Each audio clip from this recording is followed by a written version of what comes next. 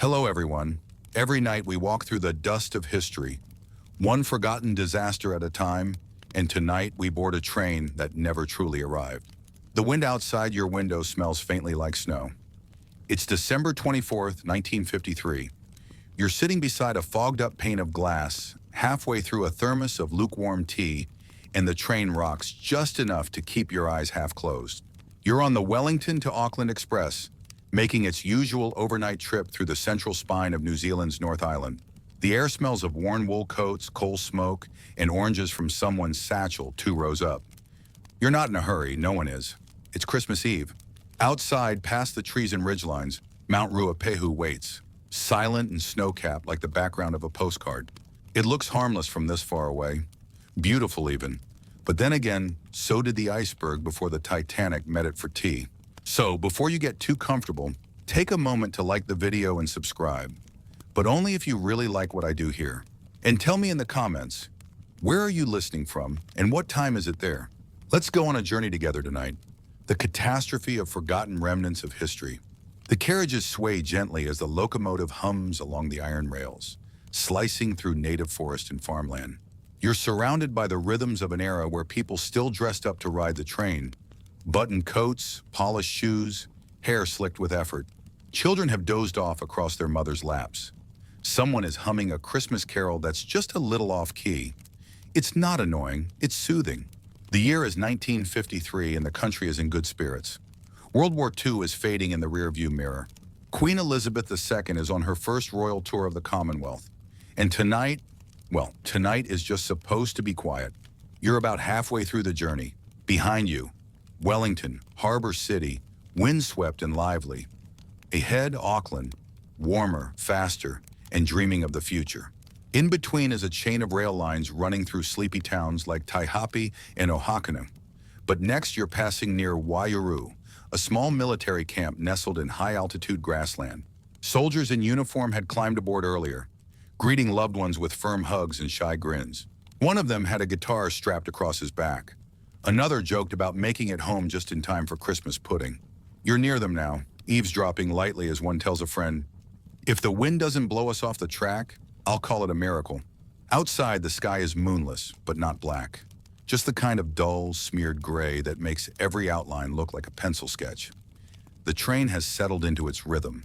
Click, click, rattle, sway, and so have you. The conductor comes by, tapping his fingers against the doorframe. He's got that sleepy kind of authority. "Bit cold tonight," he says to nobody in particular. "Mount Ruapehu looks proud tonight, like it's watching." You glance up. That mountain is closer than before. Dark and sharp, like a sleeping creature with a long memory. You don't know it yet, but beneath that peaceful dome is a hidden crater lake, a seething, volatile pool of acidic water and melted glacier. It's being held in place by a natural dam made of ash and ice. Not concrete, not steel, just ancient mud and hope. And that dam has a secret. It's been weakening for weeks. Back in Wellington, a government geologist filed a memo about slight water level changes in the crater. Nothing urgent, just interesting. The memo got tucked into a folder.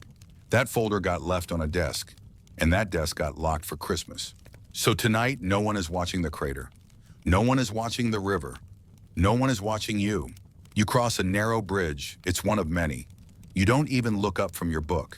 It groans lightly under the weight of the engine, but holds like it always does.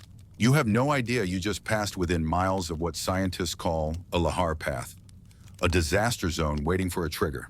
Lahars are volcanic mudflows, slurries of rock, snow, and ash that slide downhill faster than a sprinting horse. If one came now, the river beside your train would rise within minutes. The bridge wouldn't stand a chance. But that's silly, you tell yourself. It's Christmas. The child across the aisle is drawing a picture of Santa Claus riding a sheep instead of a sleigh. The drawing is upside down, but you appreciate the creativity. A man stands, walks to the door between carriages, and lights a cigarette, illegally.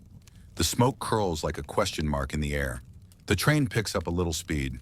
You're heading toward the Hangehu River, where the Tangiwai Bridge stretches its aging limbs over water that runs colder than usual tonight.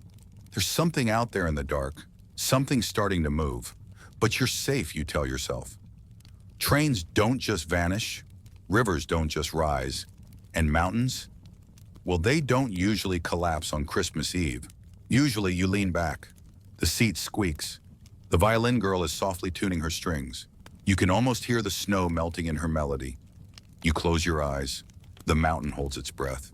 You wake to a subtle jolt. Not harsh, just enough to feel in your bones. The train dips slightly, as if adjusting to the contours of the land beneath it. You blink, eyes adjusting to a curtain of mist outside your window. The kind that creeps along the earth like it has secrets to share. You're somewhere between Waiyuru and Tangiwai now. The railway winds through a valley that doesn't get many visitors outside the holidays. A few cottages dot the hills, windows glowing dimly like eyes half closed in sleep. Everything seems too still. The conductor passes again, offering a nod this time, as if to say, "Still here, still rolling." You're not worried. You shouldn't be. This train's been making this journey for years. Steel wheels, wooden bridges, and a little prayer every now and then. It's all routine. But below you, in the blackness beyond your peripheral awareness, something has changed. The Wangehu River flows fast tonight, like it's late for something. It churns with an unnatural rhythm, too thick, too loud, and nobody notices. Atop Mount Ruapehu, while you were dozing and dreaming of second helpings, a section of the crater wall gave way. Just like that, a shelf of volcanic ash, frozen sediment, and icy moraine slipped like butter off toast. It didn't roar. It didn't explode. It slid. And when it did, it released millions of gallons of churning, acidic sludge down the mountainside. A volcanic mud flow, a lahar, tore into the Wangehu River like a wrecking ball made of wet cement. Trees snapped. Ice cracked. Sheep vanished from distant fields without a sound. This wasn't a dramatic Hollywood eruption. There was no lava, no fire, just a wave of gray sludge roaring silently through a dark valley. It reached the base of the mountain in minutes, and the Tangiwai Bridge, stoic, wooden, and aging, was waiting directly in its path. You lean your head against the glass, trying to catch the reflection of your own sleepy eyes when the train shifts again. This time, it's sharper. Subtle, but like a breath being held. You don't know it, but the lahar has already reached the river. It surged under the Tangiwai Bridge just an hour before your train got there, hammering the foundations with everything it had. The pressure tore away support columns. Whole spans of the bridge fell into the river like matchsticks. But from the track above, nothing looked different.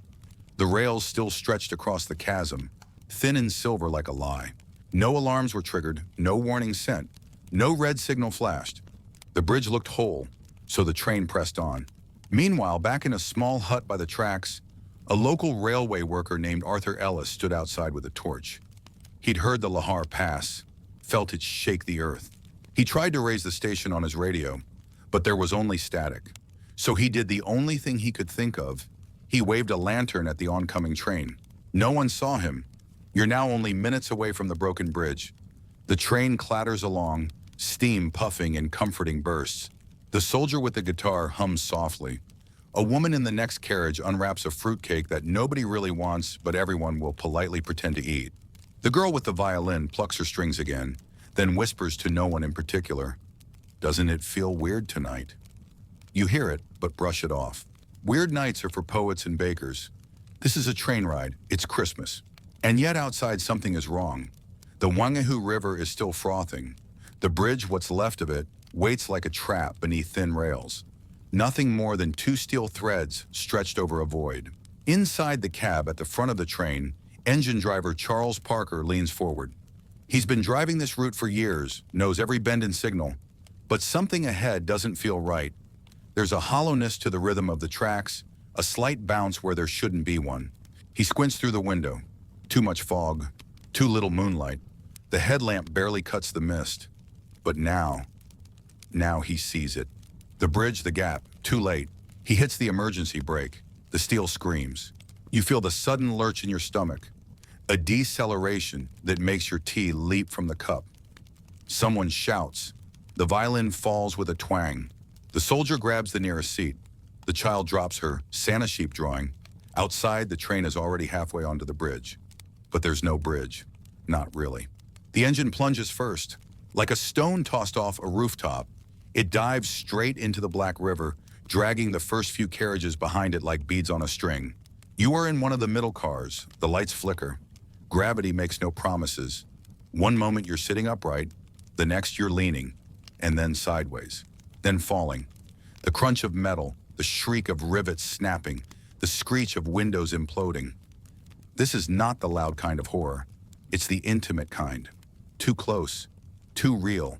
And then, water. Cold, immediate, alive.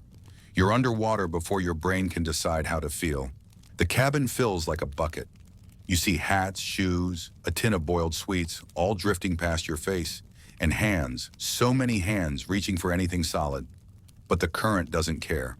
Some carriages stay above water for a few seconds longer. Others vanish instantly, torn apart by the river's relentless pull. The violin floats past, split in two. The soldier's guitar is gone. Up above, a silence falls over the swampy valley. The train, the Christmas Express, is gone. Not derailed, not delayed. Gone. And no one outside of this moment knows yet. Not yet. You don't remember the moment you surfaced. Your brain's still chasing the last few seconds of the fall. Cold water grips your chest like a heavy coat soaked in ice. You're not sure which way is up. You're not even sure you're still inside your own body. You gasp, and sweet, rotten-smelling air floods your lungs. The river isn't kind. It slaps your face with every wave, like it's punishing you for surviving. You latch on to something solid, a seat cushion, or a chunk of splintered floorboard. You can't tell. Everything is wet. Everything is dark. You look around and see nothing but swirling gray. It's quiet, but not a good quiet. There's a kind of stillness that happens after screams. Not because everyone is calm, but because no one's left to yell. You float, drift, drag yourself toward the nearest anything. Mud grabs at your shoes. Water creeps inside your coat. You hear a violin string twang in the distance, torn loose, maybe caught on a tree. It's absurd, beautiful, creepy. There's movement up ahead. Someone else, another passenger, clings to a door frame now detached from its train. His hair's slicked across his face like seaweed, and his eyes are wide, white. You call out, but your voice sounds like a frog's cough. He croaks, did we crash? Yes, but also no, you didn't crash. You disappeared. Back upstream, a pair of headlights slice through the fog. Another train. Yes, another one. The northbound night freight is scheduled to pass through in less than 15 minutes. You can't scream loud enough, but someone else can. Back near the edge of the tracks, barely lit by the flicker of a broken lantern, two soldiers, Private William Inglis and Lance Corporal John Holman, have scrambled up from the wreck. Miraculously, they'd been riding in the last carriage, which never made it all the way onto the bridge. Their legs are bruised, arms bloodied, uniforms soaked and torn, but they're alive. And they realize another train is coming. They don't even pause. They start running, barefoot now across the rail ties, back down the tracks toward Wangihu, toward the coming engine. One of them waves a jacket overhead. The other is screaming so hard he's already hoarse. They don't know how long they have. Could be 5 minutes, could be 30 seconds. Here's an odd fact for your pillow tonight. The average human can run about 8 to 10 miles per hour, but a freight train, it moves at 30 to 40 miles per hour, depending on the load. You do the math. If this were a movie, there'd be triumphant music. A sweeping shot of two soldiers silhouetted against the mist. But this isn't a movie. It's cold, it's wet, and no one's rolling film. But someone is listening. A railway guard farther down the line hears the shouts. He steps out, confused. Then he hears it, the unmistakable tremble of an approaching engine. There's no time to radio, no buttons to press, so he lights a flare, bright red, hissing, urgent. He waves it over his head in praise. The freight engine groans into view, and the conductor sees the light, sees the people, sees the sheer panic in the middle of nowhere. He hits the brakes. Metal shrieks against metal. Sparks fly like fireflies on caffeine. The whole train shakes, lurches and groans, until it stops, just a few dozen yards from where the bridge used to be. It worked. Somehow it worked. Private Inglis collapses on the ground, panting. Holman bends over and throws up. The guard lowers his flare and mutters something about Christmas miracles. Back at the river, you're still crawling. The water's lowered a little, but the banks are thick with black mud. Carriage roofs poke out at odd angles, like tombstones placed by a drunk god. A hat floats by. A woman's high-heeled shoe rests delicately atop a log, absurdly untouched. You pull yourself up beside another survivor. She's clutching something to her chest. You look closer. It's a Bible, soaked, pages stuck together. But she's holding it like it's the only thing tethering her to this reality. You sit in silence together. You don't ask her name. There's no point. Names belonged to before. You glance downstream. Parts of the train are still missing, swallowed by the river, buried under debris. Historians still debate whether some carriages were ever found at all, or if they were simply buried by sediment and erased. There are even whispered accounts that whole families vanished without record, their tickets destroyed, their names never listed. You sit there breathing heavily, letting the chill soak into your bones. And somewhere nearby, through fog and rising steam, someone begins to sing. It's faint, off-key, but unmistakable. Silent night, holy night. You don't join in, not yet, but you listen. Because this is the only Christmas carol you'll hear this year, and maybe the last one you'll ever want to. Morning doesn't so much arrive as it leaks in, pale and reluctant. The fog has thinned just enough to let the sky show its face, but the sun refuses to be warm. Instead, it hovers low and grim, casting gray light across a landscape that now looks more like a junkyard than a riverbank. You're sitting on the muddy slope with your back against a tree stump. Your coat is still drenched. You lost one glove. You're holding a mug of something hot, tea, maybe broth. No one's quite sure, but your hands are shaking too hard to tell the difference. You haven't said much since they pulled you from the reeds. Across from you, a rescuer in a thick wool coat offers a faint smile. "You're one of the lucky one," he says. You don't feel lucky.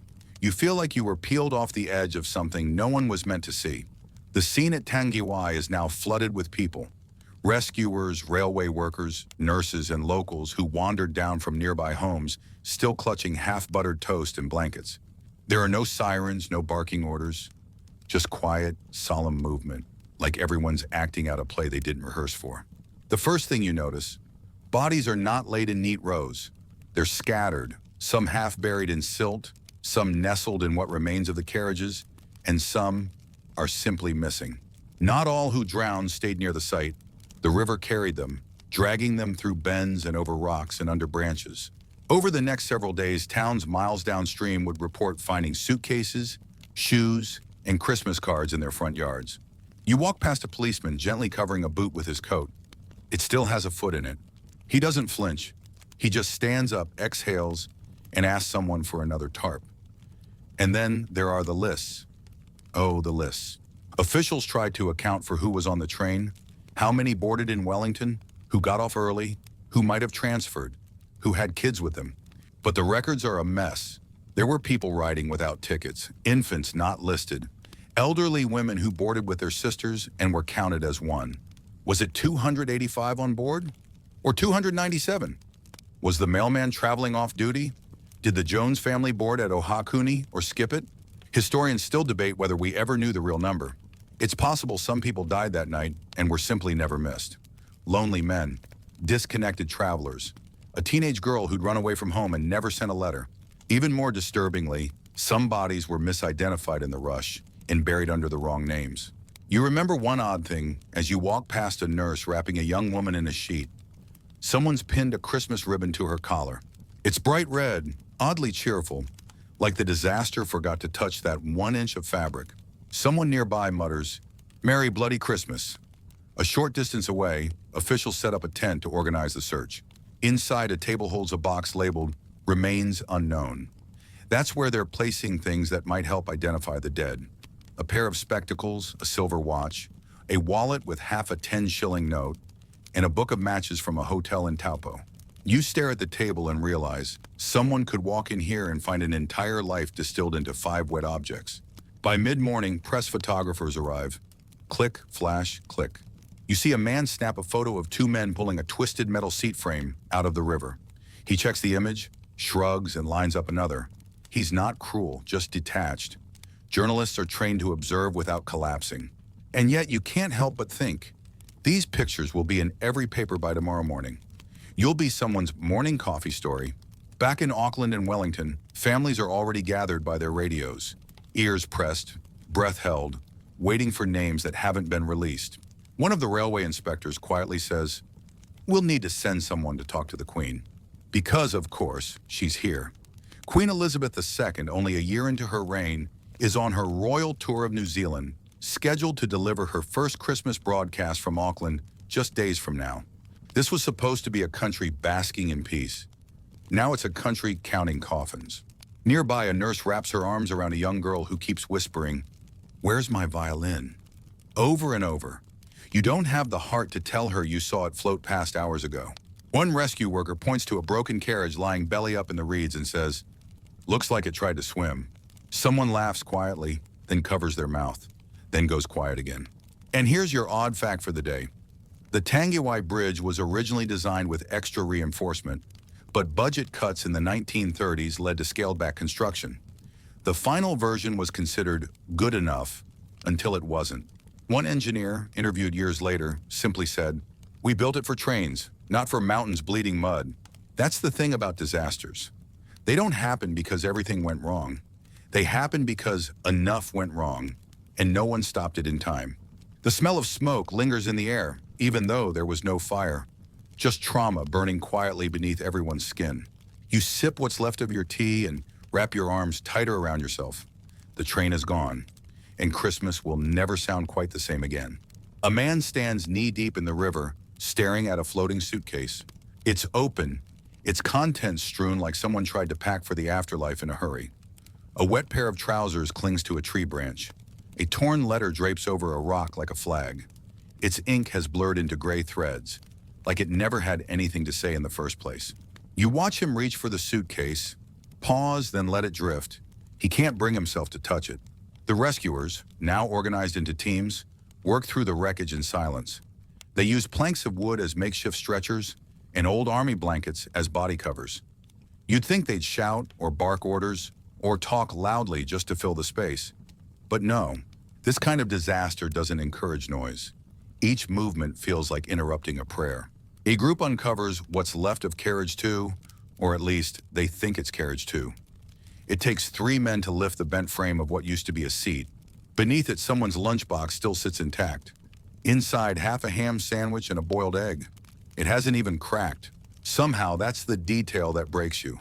You look away, suddenly desperate for something, anything normal. That's when you spot him. A teenage boy, maybe 15, wrapped in a coarse wool blanket and sipping from a chipped teacup. His face is pale, knuckles white from holding the cup. He hasn't spoken since they pulled him out. Next to him, an older woman pats his back rhythmically, not to comfort him, but to remind herself he's real. By now, news of the disaster has rippled out like the lahar that caused it. In Wellington, editors scramble to pull front pages and rewrite headlines. In Auckland, officials delay Christmas speeches and rewrite condolence statements.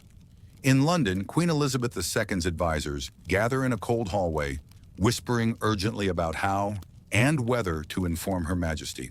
The Queen, then only 27 years old, is midway through her first Commonwealth tour, still grieving her father's death the year prior. She had planned to speak to her people about peace, tradition, and the warmth of shared holidays. Instead, someone hands her a folder stamped "Urgent New Zealand." She reads it twice, then again.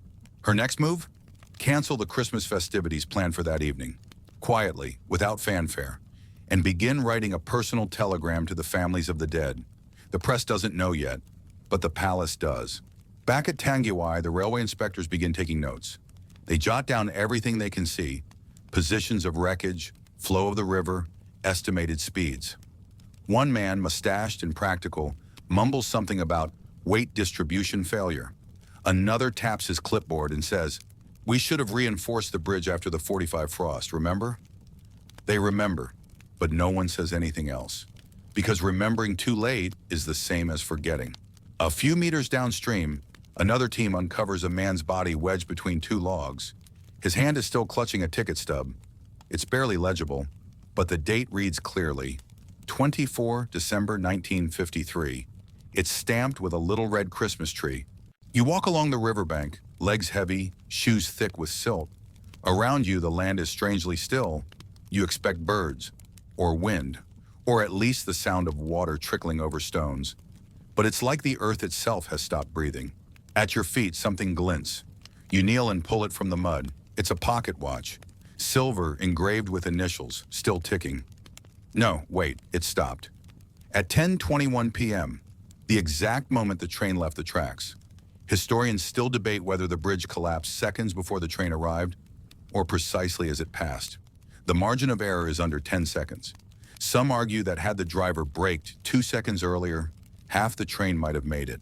Others believe it was doomed no matter what. You hold the watch in your hand and whisper something you're not sure is a prayer or just a reflex. Either way, the ticking doesn't start again. You return to the makeshift aid station. Someone's passed around slices of fruitcake, the kind with candied cherries and nuts that no one ever really likes. But today, it tastes like a miracle. The woman next to you eats hers in silence, then offers you a smile. "Merry Christmas," she says. And somehow, you say it back. Because what else is there? Later that afternoon, someone brings a radio. It's boxy, dented, the kind you'd find on a dusty kitchen shelf next to a tin of biscuits and a sewing kit. A rescue worker sets it gently on a stump, fiddles with the dial, and, after a few crackles and squeals, a familiar voice cuts through the static. Our unconfirmed reports suggest over 100 fatalities in what is now being called the Tangiwai rail disaster. You can't breathe for a moment, not because of shock, but because it has a name now. The voice continues, calm, unshaken, detached in that way radio announcers are trained to be. Prime Minister Sidney Holland has expressed condolences and pledged a full inquiry into the cause. Railway services along the central route have been suspended until further notice. Someone near you murmurs, "Too late for suspending." You watch the others react. Some turn away, some close their eyes, some nod like they had already known and just needed the words to make it real. A child nearby holds her ears. "I don't want to hear it," she says. Her mother doesn't respond. She just stares into the middle distance, jaw trembling slightly. And then the broadcast ends, just like that, as if summarizing your nightmare into a paragraph was all it deserved. Nearby, a group of local volunteers begins collecting what they gently call unclaimed belongings. They place each item in a box lined with burlap, scarves, hats, a broken pair of glasses, a Christmas card with smeared ink, a single boot, and a bar of soap still in its paper wrapping. One young man turns over a child's toy, a stuffed kiwi bird, soaked but recognizable, and quietly places it in a separate container labeled children. You look inside and see a book of bedtime stories, pages bloated and curled, the words blurry but intact enough to make out, "Once upon a time." You don't read the rest. A few yards downstream, something catches your eye. It's a sheet of music pressed to the rocks like a leaf. You pull it free gently and smooth it out. "Ave Maria," the title reads. In the corner, a penciled name, L. Morgan. The violin girl. You don't know if she made it. You don't know if anyone knows, but her music did. Somehow that's comforting and terrifying all at once. The landscape is now shifting from disaster site to memorial space. Officials begin marking spots with numbered flags. Rescue workers slow their pace. The press takes fewer photos and more notes. The air becomes ceremonial, almost reverent. Someone lights a candle. It doesn't last long in the wind, but it's the thought that counts. Then there's a strange moment. A quiet ripple moves through the crowd, and a woman approaches the group with something in her arms. It's a wedding dress, soaked, stained, still beaded in places. She found it tangled in a tree. It had been packed in a trunk, now shattered open. The tag inside reads, Mrs. Caroline D. Wallace, December 25th. A Christmas wedding. You look at the dress and you think about the weight of futures that never got the chance to unfold. You sit beside a man who seems like he's been carved out of stone. Strong jaw, eyes set deep. He hasn't said a word all day. Finally, you break the silence. "Did you lose someone?" He looks at you, then back to the river. "My brother had a harmonica with him. Wouldn't shut up with that thing." You both wait. Then softly he adds, "Miss it now." It's the kind of sentence that says more than it sounds like. Odd fact for the night. In the immediate aftermath, mail recovered from the river was dried, resealed in plastic, and delivered many weeks late to the recipients. Some letters contained soaked but still legible handwriting. Others had only stains. One postcard, eventually framed in a local museum, read, "We made it on the train. Should be home by morning. Love, Megari, Miss and Frank." Historians still debate whether the couple was ever identified among the dead. Some say their names never showed up in any official list. Others insist they were simply misrecorded under different initials. Either way, the postcard got home. But Meg and Frank didn't. By sunset, the bodies that have been recovered are placed in wooden crates, then transferred into trucks. Not ambulances, just trucks. The kind that usually carry livestock or apples.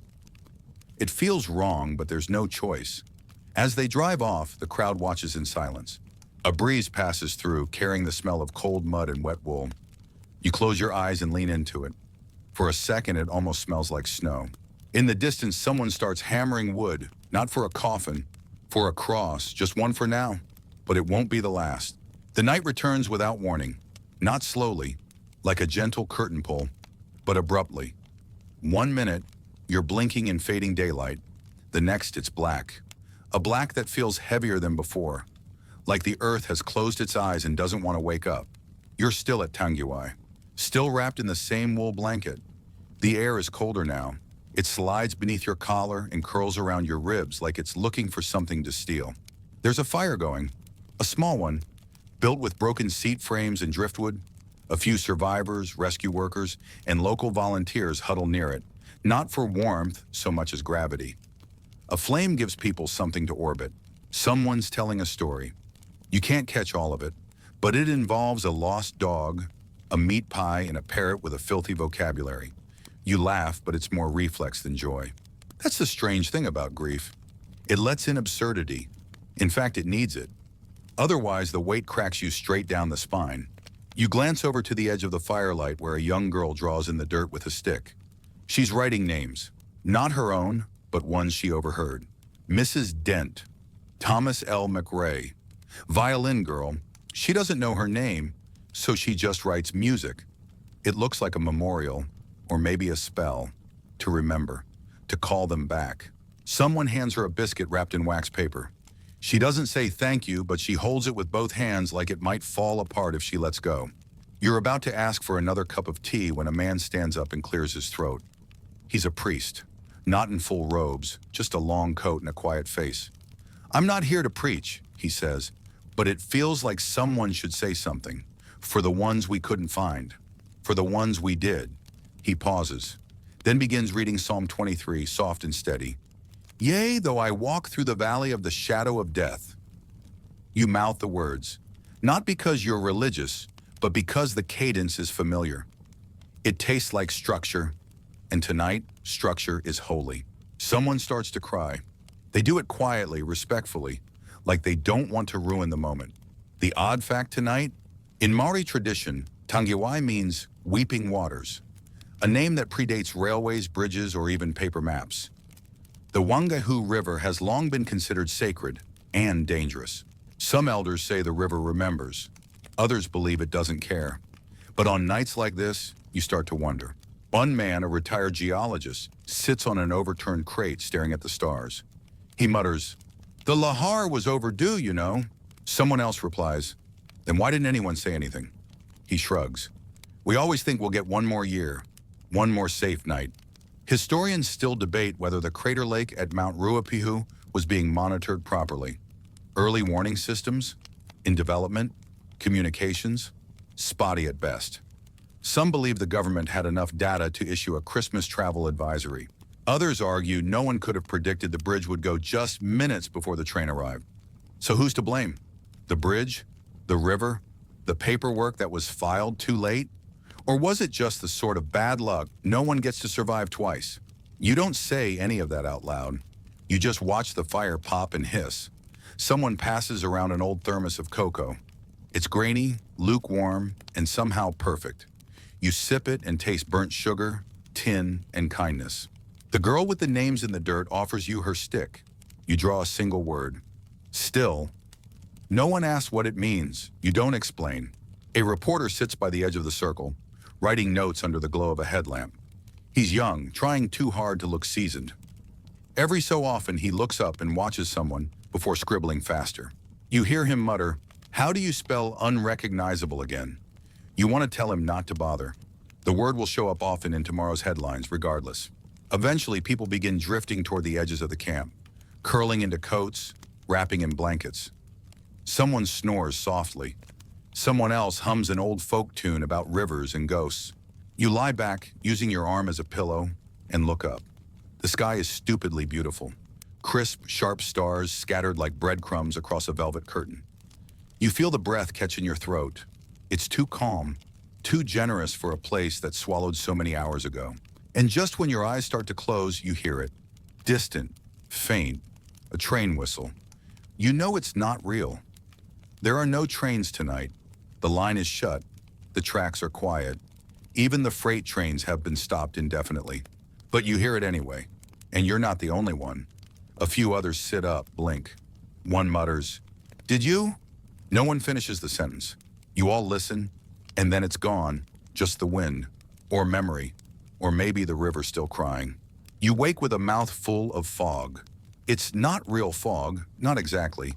Just morning dew and the dry taste of too much breathing through your mouth while sleeping under a blanket that smells faintly of old socks and railway grease. But you don't mind. Somehow, it's the best sleep you've had since the train fell. The fire's down to embers, and most of the survivors have migrated toward the staging tents where food and names are being sorted. Not names of the dead, not yet, just the names of the living. A smaller, quieter list. You stretch, joints cracking in ways that make you feel 80, and wander toward the commotion. Someone hands you a bowl of porridge. It's lukewarm and clumpy, but you eat every bite. Hunger is persuasive that way. Today is for identification. They've begun matching bodies with whatever information they can gather. Ticket stubs, dental records, scraps of clothing, even handwriting samples. One official carries a notepad filled with nothing but descriptors. Tall man, balding, gold ring left hand. Child, freckles, missing right shoe. Woman, 40s, violin-shaped bruise across rib cage. You wonder if that last one is the violin girl. You hope not. You hope she's just lost somewhere, or in a hospital, or humming in a meadow, unaware anyone's looking for her. But hope is a fragile thing here. Like the bridge, like the Christmas card still floating downstream. You step into a temporary building, really just a shed with plywood walls and a faint smell of mildew. Inside are tables stacked with salvaged belongings, sorted into labeled trays. It's eerie, like a thrift store curated by grief. One tray reads, pocket contents mail. Another, wedding items. One simply says, baby things. You don't want to look, but you do. Because curiosity, like hope, is fragile and persistent. Inside the baby tray is a knitted booty, too small for even a doll, and a rattle with no sound. The pellets inside have dissolved. It shakes like silence. A volunteer named Margaret sits nearby, logging items. She looks tired but kind. The sort of woman who always has peppermints in her purse. She asks if you'd like to help. You say yes before thinking about it. Your job is simple. Wipe items clean and label them. You're handed a soggy diary, a monogrammed scarf, and a small folded map of the rail line, marked with tiny red hearts at 3 station stops. Someone had planned a romantic Christmas journey. Someone never made it past Tangiwai. Across the room, a man suddenly shouts, "That's my sister's coat!" Everyone freezes. He rushes forward, picks up a navy wool coat with one brass button missing, and hugs it to his chest like it's made of breath. No one speaks. Someone puts a hand on his shoulder. He doesn't shake it off. Meanwhile, outside, the press has arrived in full force. Not just photographers now, but newsreel teams with bulky cameras and 2 smooth voices. They ask questions gently, but their eyes are hungry. They want angles, quotes, tears. Maybe a shot of someone praying over a muddy Bible or singing near a burned tree stump. You avoid them. You're not ready to be history just yet, but you hear one journalist say, "It's the worst railway disaster in New Zealand's history," and someone else replies, "History? It happened yesterday." Here's an odd fact for you. During the early 1950s, New Zealand had one of the most punctual and safest railway systems in the Commonwealth. Tangiwai shattered that reputation overnight, not because people stopped riding trains, but because they stopped trusting them blindly. For months after, railway workers would slow to a crawl over every bridge. even the ones deemed perfectly sound. Conductors began triple-checking schedules. Passengers grew quiet during crossings. Trust, like steel, bends. Sometimes it breaks. Later that afternoon, a letter arrives from the royal palace. Typed on stiff paper, official and ornate, it reads, Her Majesty Queen Elizabeth II offers her deepest condolences to the families of those lost in the Tangiwai tragedy. Her prayers remain with the people of New Zealand as they grieve during this solemn Christmas season. Some people read it aloud. Others fold it quietly.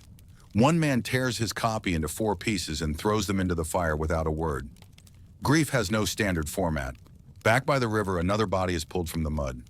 You don't look, not because you're afraid, but because you know the face won't matter anymore.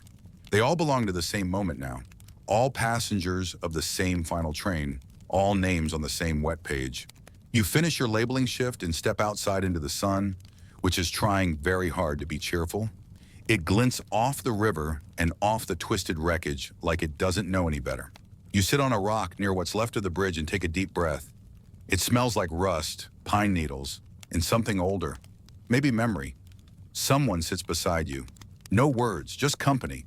You both stare at the spot where the train vanished, and you imagine it's still running, carriages rattling, tea being poured, a girl playing the violin in the second car. In your mind, it never derails.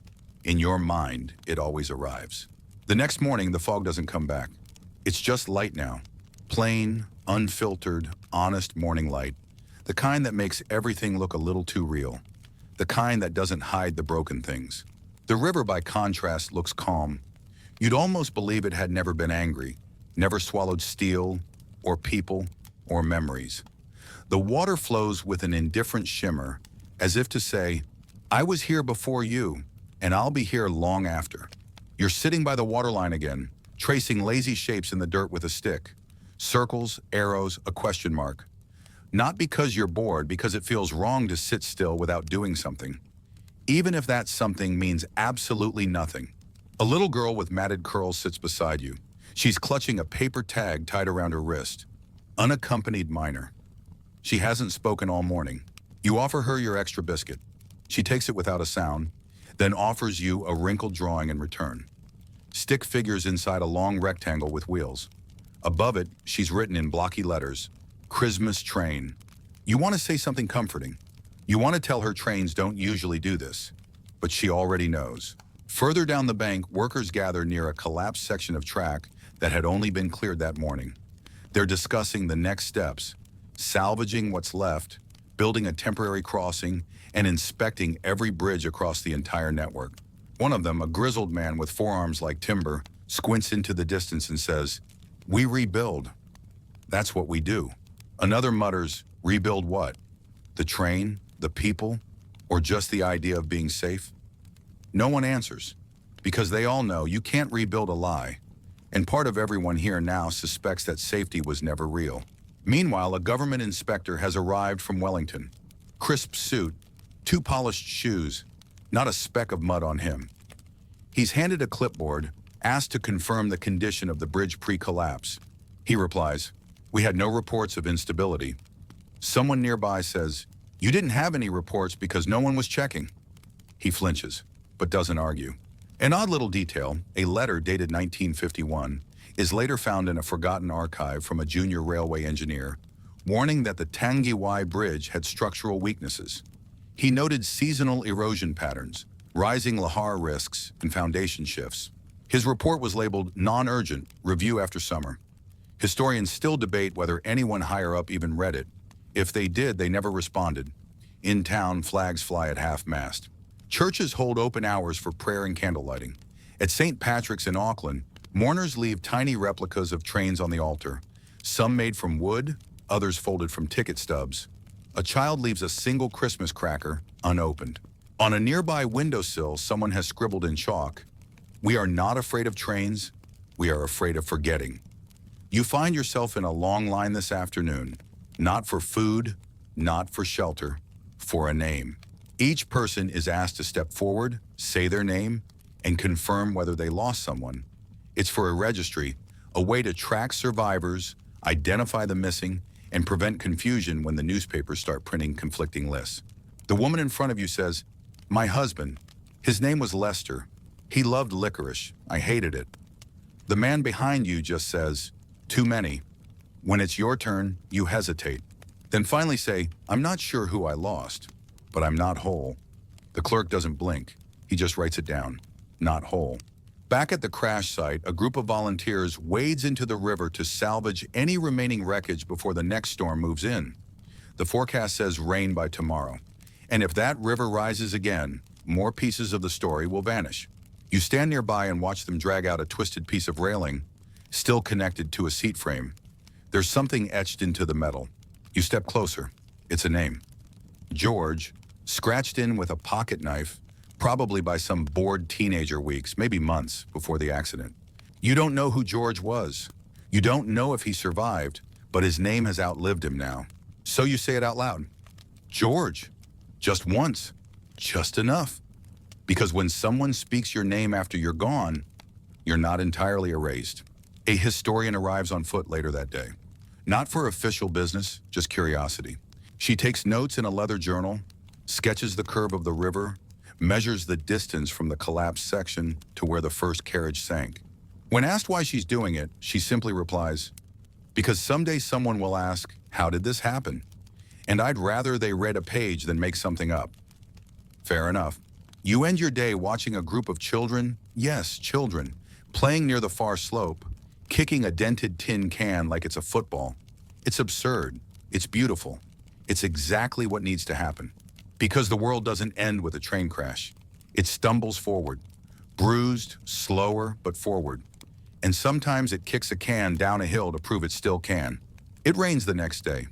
Not the dramatic kind of rain, not the cinematic downpour that sends people running and violins soaring.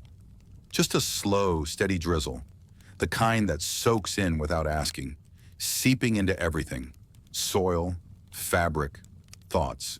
You sit under a makeshift canvas lean-to beside three others, each lost in their own silence. The rain patters on the tarp overhead like a slow metronome. In a strange way, it feels soothing, like the sky is trying to help wash the memory clean. But the river doesn't budge. It flows the same, unaffected, indifferent. The recovery teams are still working. Today they've moved further downstream, searching bends and log jams for anything the river tried to keep. You wander close enough to see them pull something large and heavy out of the shallows. A railcar wheel assembly, twisted like licorice, coated in mud and pine needles. One of the workers taps it with a spanner and mutters, "It's a miracle more people didn't die." Someone else says, "It's a miracle anyone lived." By midday, a new kind of silence settles over the camp. Not grief this time, not confusion. Something more structured. The first coffins arrive.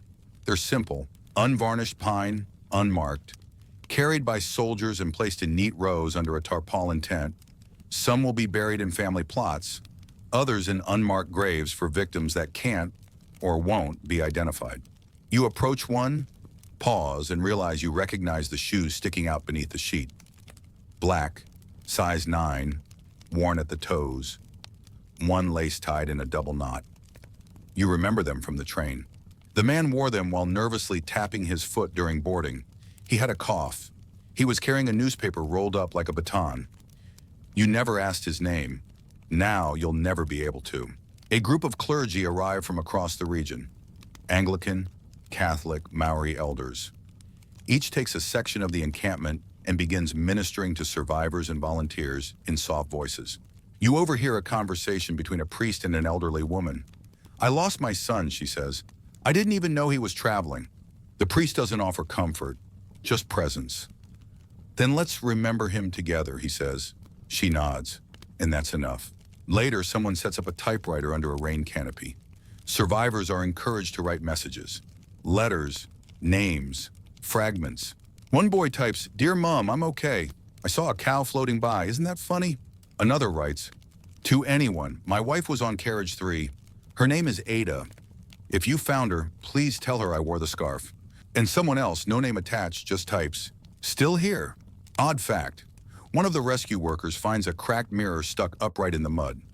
Not big, maybe hand-sized, but it's angled just right to reflect the sky. And when you stand over it, you see yourself, then the clouds drifting above you like they're spilling from your chest. She doesn't take the mirror. She leaves it there. Let the sky keep its window, she says. Historians still debate whether the delay in identifying victims was due to lack of preparation or an unwillingness to admit that infrastructure could fail so catastrophically. Some argue there were enough warning signs: the eroded bridge footings, the crater lake's rising levels, the changing soil density. Others argue it wouldn't have mattered. What can a whistle do against a river that wants to devour? That evening, you find the girl again, the one who drew names in the dirt. She's sitting alone near the edge of the recovery zone, hands covered in chalk from helping mark storage crates. You ask if she wants to talk. She shakes her head, then hands you a small card. On it, she's drawn the train again. Only this time it's floating on clouds, not tracks. Below it, in purple crayon, is a single word: safe. You tuck it into your pocket like a relic. At dinner, someone manages to play a recording of a string quartet on an old wind-up gramophone. The music warbles and scratches, but the melody is clear enough to recognize Schubert. Someone whispers, Ave Maria. People stop eating. They just listen, and no one cries this time. Because crying doesn't feel like the point. Listening does. That night under your tarp, you dream. But it's not of water or screaming or steel. It's of carriages rocking gently under a starry sky, lanterns swaying, the scent of oranges and wax paper in the air. You dream of the train finishing its journey, arriving, doors opening to loved ones waiting on the platform, and no one is missing. No one is lost. You wake with the taste of it still on your tongue, sweet like memory. For a second, you believe it might be real.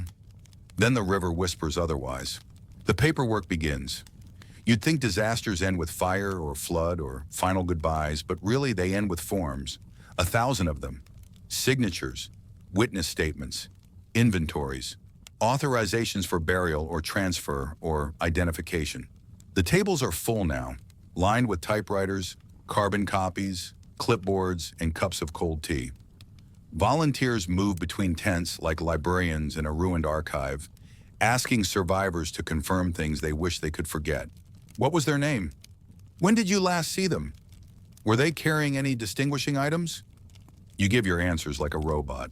You say you don't remember if the girl with the violin had her case open or shut. You don't remember what carriage you were in. You barely remember what you were thinking when the train began to tilt into the dark. You remember your tea spilled? You remember her playing just before it happened. You remember how the sound stopped. They write it all down, every fragment, even the useless ones. Because in the absence of certainty, paper becomes proof. A man nearby is arguing with an official. He insists his wife wasn't on the train, but now her purse is turned up, and her sweater, both found wrapped around another passenger's arm. Maybe she loaned them, he says, voice thin. She was kind like that. Maybe someone else was using them. The clerk doesn't reply, just writes, possible? And that single word might be the most hope the man gets all week. Further up the riverbank, a makeshift chapel has been assembled. It's not much. A cross fashioned from train debris, a few chairs, a row of umbrellas jammed into the ground like strange floral graves. They hold a multi-faith vigil at dusk. There's no program, no schedule, just stories. People stand, speak, cry, sit again. Some light candles, some just breathe.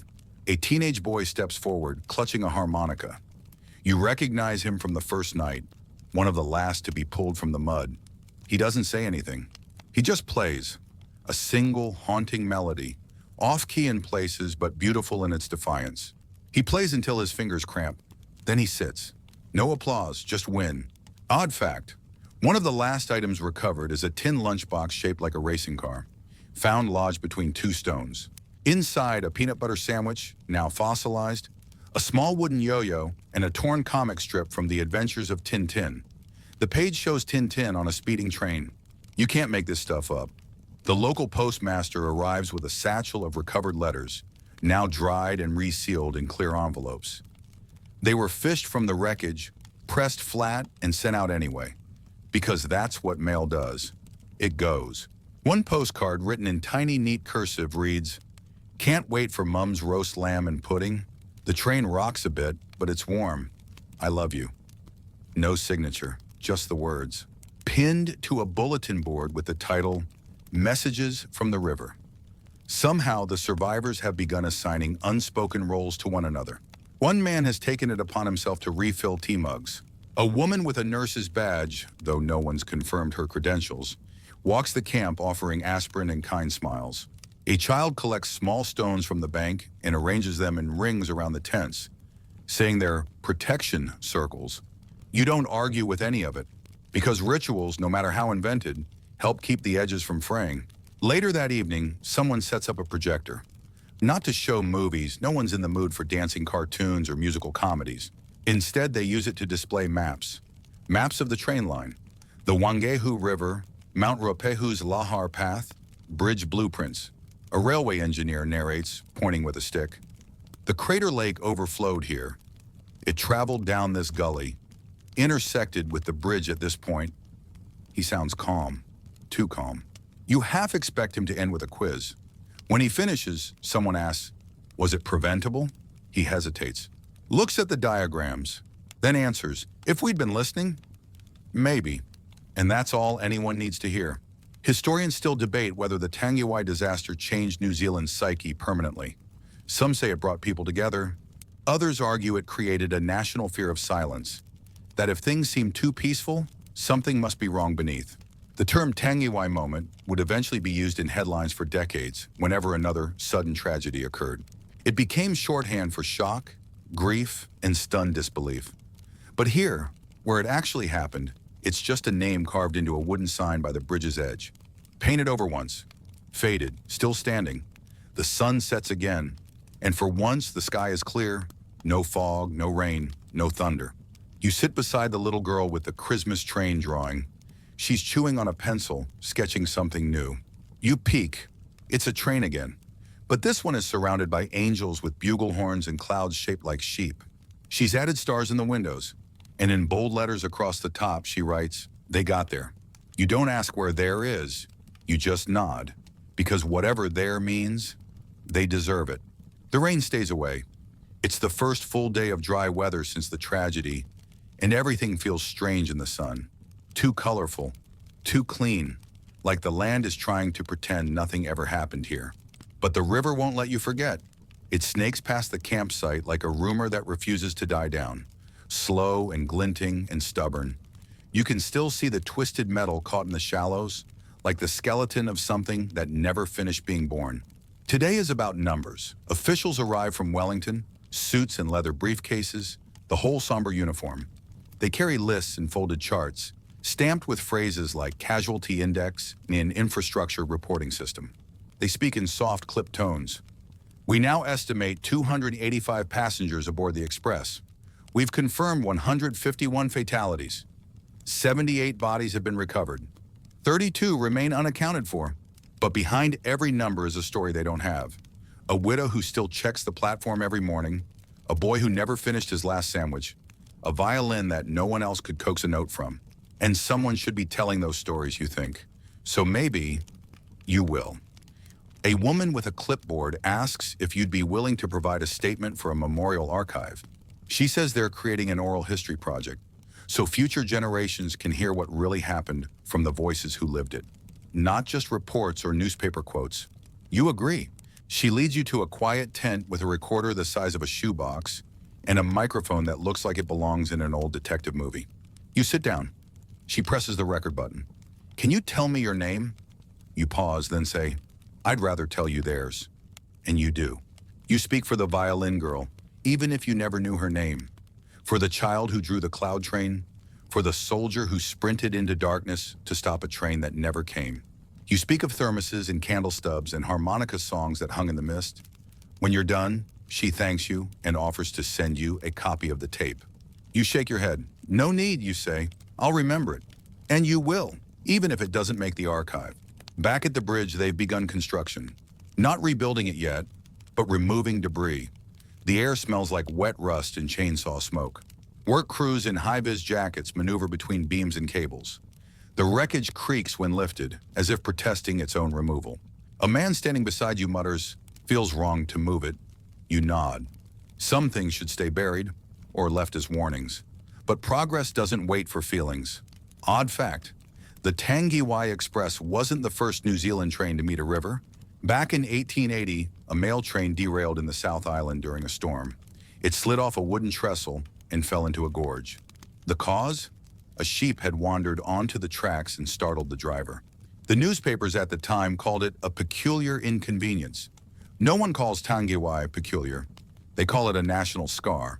That afternoon, you join a walk organized by local iwi, tribal leaders, tracing the Lahar's path from Mount Ruapehu to the Wangehu River. The journey is quiet, reverent. Elders stop occasionally to explain legends tied to the land. One story catches you. A Taniwa, a river guardian, once lived here. Angry after being ignored, it swallowed a bridge to remind people it was still watching. You don't laugh, you just nod. Because some myths feel closer to the truth than reports ever could.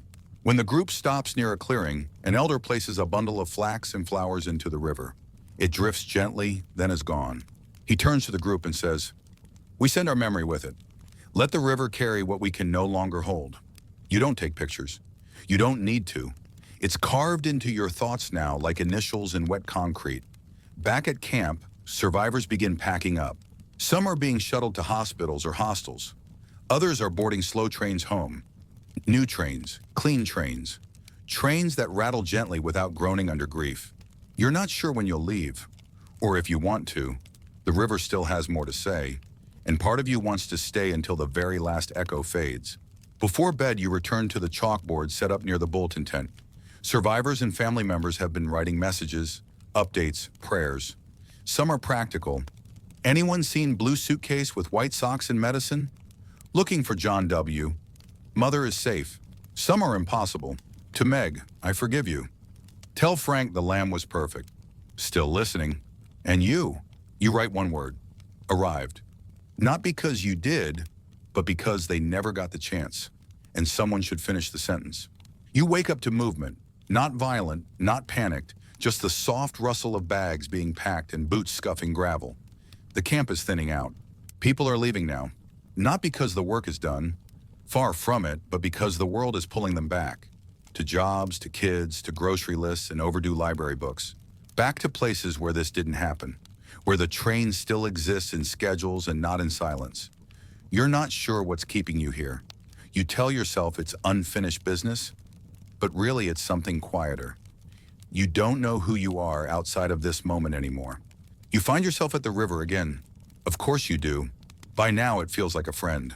A terrible, cold, swallowing friend, but familiar. You watch as it rolls past the spot where the bridge used to be. And it hits you. You've never asked what Tangiwai means. So you do. You ask a local woman, Ngati Rangi, soft-spoken but firm, what the name means. She answers without hesitation. Tangiwai means weeping waters.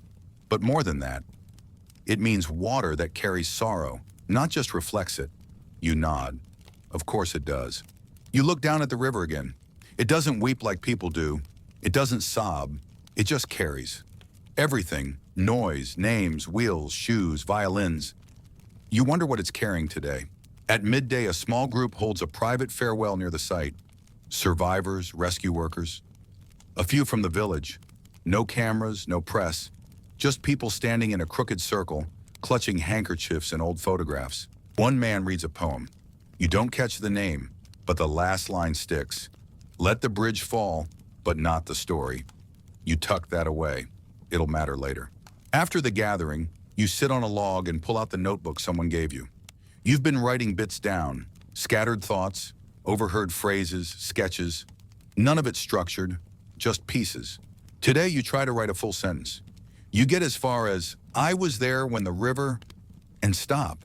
Because how do you finish that? When the river what? When it broke? When it swallowed? When it forgave? You tap the page thinking. Odd fact, in the days after the Tangiwai disaster, a few railway clocks around the country were found to have stopped at 10:21 p.m., the supposed time of derailment. Most were later found to be broken for unrelated reasons, but still, people talked. Some still do. Historians still debate whether the clocks truly failed at that exact moment, or whether grief made us remember it that way. But memory has its own logic, and sometimes truth isn't as important as resonance. Later that afternoon, you're invited to help erect a temporary memorial marker beside the riverbank. It's nothing grand. A wooden post, a weatherproof plaque, a few words etched into metal. In memory of those who journeyed and never arrived. Tangiwai, 24 December 1953. You help carry the post. Hold it upright while someone hammers it in. You wipe the plaque gently with a cloth, even though it's already clean. No one tells you to do it, but it feels right. A boy walks up beside you and squints at the plaque. He's maybe 10, too young to really understand, but old enough to know this is important. Did you see it happen, he asks? You nod. Did it sound like a crash? You shake your head. What did it sound like then? You think for a moment, then say, like a breath that didn't finish. He stares at you for a second, then says, that's weird. You smile. Yeah, it was. Then he runs off to throw stones into the river. That evening, someone pulls out a stack of handwritten letters, all addressed to the dead. They're read aloud one by one. To my brother, I hope you weren't scared. To the lady in the seat next to me, I'm sorry I didn't say goodbye. To the train driver, you did everything right. When they finish, they place the letters into a small tin and seal it shut. Then quietly, without fanfare, they bury it at the base of the riverbank, beneath the new memorial post. No speech, no hymn, just a whisper, stay here, but not alone. You spend your last hour at camp standing in the spot where your carriage would have been, roughly estimated somewhere between the broken trees and the water's edge. You close your eyes and imagine the whistle again, the sway, the girl with the violin tuning her strings, the soldier humming. You imagine the train not falling, not breaking, just continuing. A ride without end, a lullaby with steel wheels. You turn to go. Behind you, the river flows. Not faster, not slower, just onward. And this time you don't look back, because the waters have wept. And now, they're resting. The train depot in Waiouru feels like a ghost town, even though it's full of people. There are voices, yes, movement, footsteps, but everything's wrapped in that post-tragedy hush, the kind where people don't speak louder than they need to. Even the train whistles are softer now, like they know what happened up the tracks. You stand on the platform, not sure whether you're leaving or just existing between departures. There's a bench with flaking green paint and a pigeon that refuses to be startled. Across from you, a woman folds and refolds a newspaper. The headline reads, Royal Condolences for Tangiwai Victims. Underneath, a grainy photo of Queen Elizabeth II, looking solemn, hands folded, lips tight. You wonder if she cried when she heard the news, if she paused during her Christmas speech, if she remembered the names or just the number. Beside the bench is a notice board, covered with official bulletins and handwritten notes. To the man who helped me off the bank, thank you. I lost a red satchel near the river. It had my father's medal. Looking for any survivors from Carriage 5, one page pinned crookedly with a rusted tack simply reads, Don't forget what water can take. You stare at that one the longest, because it says everything. Odd fact, after the Tangiwai disaster, engineers revised bridge inspection protocols across all of New Zealand. Lahar paths were charted more carefully. Riverbeds were reinforced. By 1955, new laws required daily monitoring of crater lakes near active volcanoes. But here's the catch. It wasn't called disaster proofing. It was called learning from loss, which is just a gentler way of saying we didn't know better until we had no choice. Eventually, a train does arrive. Not the express, not sleek or grand, just a local. 4 cars, fewer passengers, more silence. You board without ceremony. Your seat smells like dust and engine grease. The cushions torn slightly at the edge, stuffing puffing out like tired lungs. You sit and wait, not for movement, just to see if it feels right to move again. The train begins to hum and you feel your bones protest as if to say, again? Really? But the rhythm is comforting. The click of the wheels is different now, softer, like it's tiptoeing forward. The car sways gently. Your fingers grip the edge of the seat without realizing, and you let yourself exhale. You're not ready to trust steel and speed again, but you are willing to ride. Across the aisle, an old man nods at you. He's holding a worn leather bag and a jar of jam wrapped in newspaper. You from Tangiwai? He asks. You nod once. Me too, he says, then leans back. Doesn't explain, doesn't need to. That's the thing about surviving something together. You don't need to share details. You just carry the same invisible luggage. Out the window, Mount Rupehu stands in the distance, stoic and snow-capped. It doesn't look angry, doesn't even look dangerous, just ancient, unapologetic. You wonder if it remembers, if it counts years in people instead of eruptions. If it cares, you decide it doesn't, and that's probably best. Half an hour into the ride, you doze. You dream, not of water this time, but of lanterns swinging in a dining car, people laughing, passing bread, a girl humming a lullaby near a window. In the dream, the train never stops. It loops around a mountain, crosses bridges, enters tunnels that lead to meadows. No one dies, no one disappears. It's just warm light and the rhythm of safe travel. You wake just before the train reaches the next station, and for a second, you're sure you heard someone playing the violin. You arrive in a small town. You step off the train and realize you've forgotten where you were going in the first place. But that's fine, because this isn't about arrival anymore. It's about carrying something forward. There's a memorial here too, smaller, newer, built by locals in 1993 on the 40th anniversary. A plaque, a bench, a line of trees planted in a curve that mimics the train's path. You sit, you breathe, you listen. And just before you leave, you write something in the guest book. I didn't die that night, but something in me changed. And that's worth recording too. Then you close the book and move on, but not away, never fully away. You return to Wellington weeks later. Same harbor, same gulls screeching over the wharves, same wind that slaps you in the face like it's personal. The streets are busy again. Newspapers shouting headlines about politics and rugby. Shop windows decked with leftover holiday sales. Life has resumed, but you haven't. Not completely. You walk the streets like someone visiting a childhood home that doesn't quite fit anymore. Everything is familiar, but it all feels too easy, too quick to forget. You stop at the central station. You don't plan to go inside, but your feet do anyway. The waiting hall smells like coffee, shoe polish, and old timber. The floors squeak in that nostalgic way old buildings do, like they're politely asking you not to leave muddy footprints. The departure board flicks lazily through destinations. Tangiwai is not listed. It never was. That stop was just a bridge, a point between. But to you and everyone who was there, it's a permanent waypoint now. Not just on a map, in memory. In a side corridor tucked near the luggage lockers, there's a glass display case. Inside, old railway artifacts, lanterns, tickets, a conductor's cap, and a new addition since you last visited. A steel plate, rusted at the edges, engraved with the number 901. It was part of the lead carriage.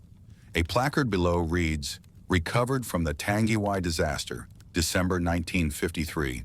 Let this be both reminder and tribute." You stare at it for a long time. You can still smell the smoke, still hear the shriek of steel giving way to river, still see the way the stars looked the moment after. An odd fact, following the disaster, rail travel in New Zealand dropped for nearly a year, not due to cost or convenience, but sheer dread. People said they couldn't board a train without checking the sky, the river, the shape of the land. And even now, decades later, some locals hold their breath crossing that rebuilt bridge. Just in case. Old fears, like old rivers, don't always dry up. You decide to walk home. The streets are brighter than you remember, or maybe your eyes are just more sensitive now. You catch yourself noticing things you never would have before. A child's shoelace untied, a pigeon limping, a man playing the saxophone near the newsstand, slightly off key but full of soul. You stop and listen, because that's what you do now. You notice, you listen, you carry. At home, you unpack slowly. You pull out the violin girl's drawing, still folded, still creased.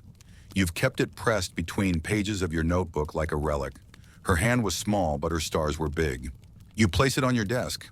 Above it, on the wall, you tack a scrap of paper from your own notes, the one that just says, "Still here." They belong beside each other, because they always did.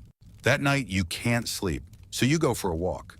The city hums differently after midnight, quieter, more honest. You pass a cafe where a man wipes down empty tables. He nods at you. You nod back. Neither of you speaks. There's comfort in the silence. You follow the shoreline, shoes crunching softly on wet concrete, until you find a bench facing the dark sea. You sit, you breathe, and you whisper for no reason at all, "We didn't just fall, we floated."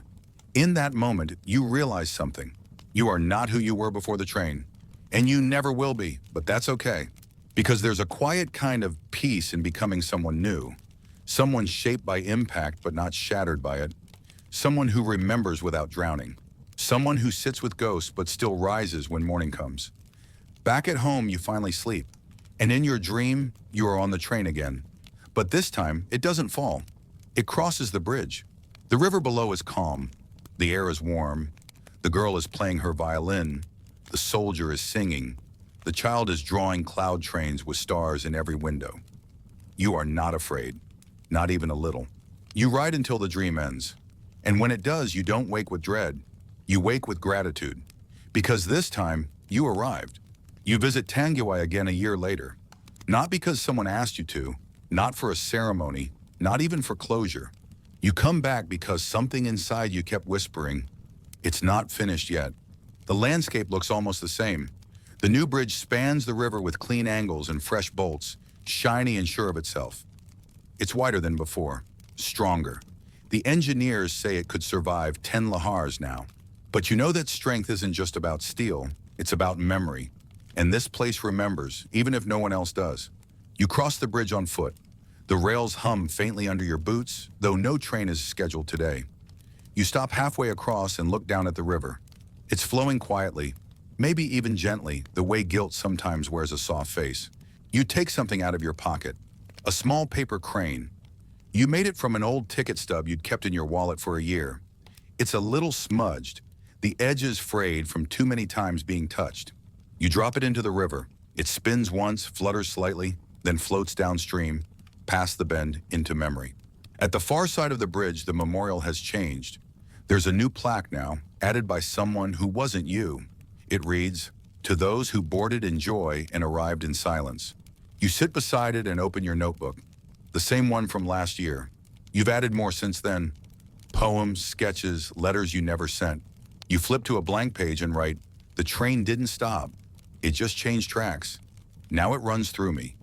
You close the book gently. Odd fact. In 2003, on the 50th anniversary of the disaster, a reenactment train was run over the rebuilt bridge. Survivors, families, and railway staff boarded it together. Some brought flowers, others brought silence. One man brought an old harmonica and played the same tune he'd played at the vigil in 1953. When the train reached Tangiwai, they didn't stop. They just slowed. Everyone looked out the window. No one spoke. And the train moved on, just like before. But this time, it was deliberate. You spend the afternoon wandering the old campsite. There's not much left. Some concrete footings, overgrown paths, the faintest outline of where the tents once stood. But you remember the layout perfectly, where the tea was served, where the chalkboard stood, where you buried the tin full of letters. You wonder if it's still down there, sealed in the mud. You don't dig. You just sit, because not everything buried needs to be found. Some things are meant to stay sleeping. You spot a group of school children on the river path.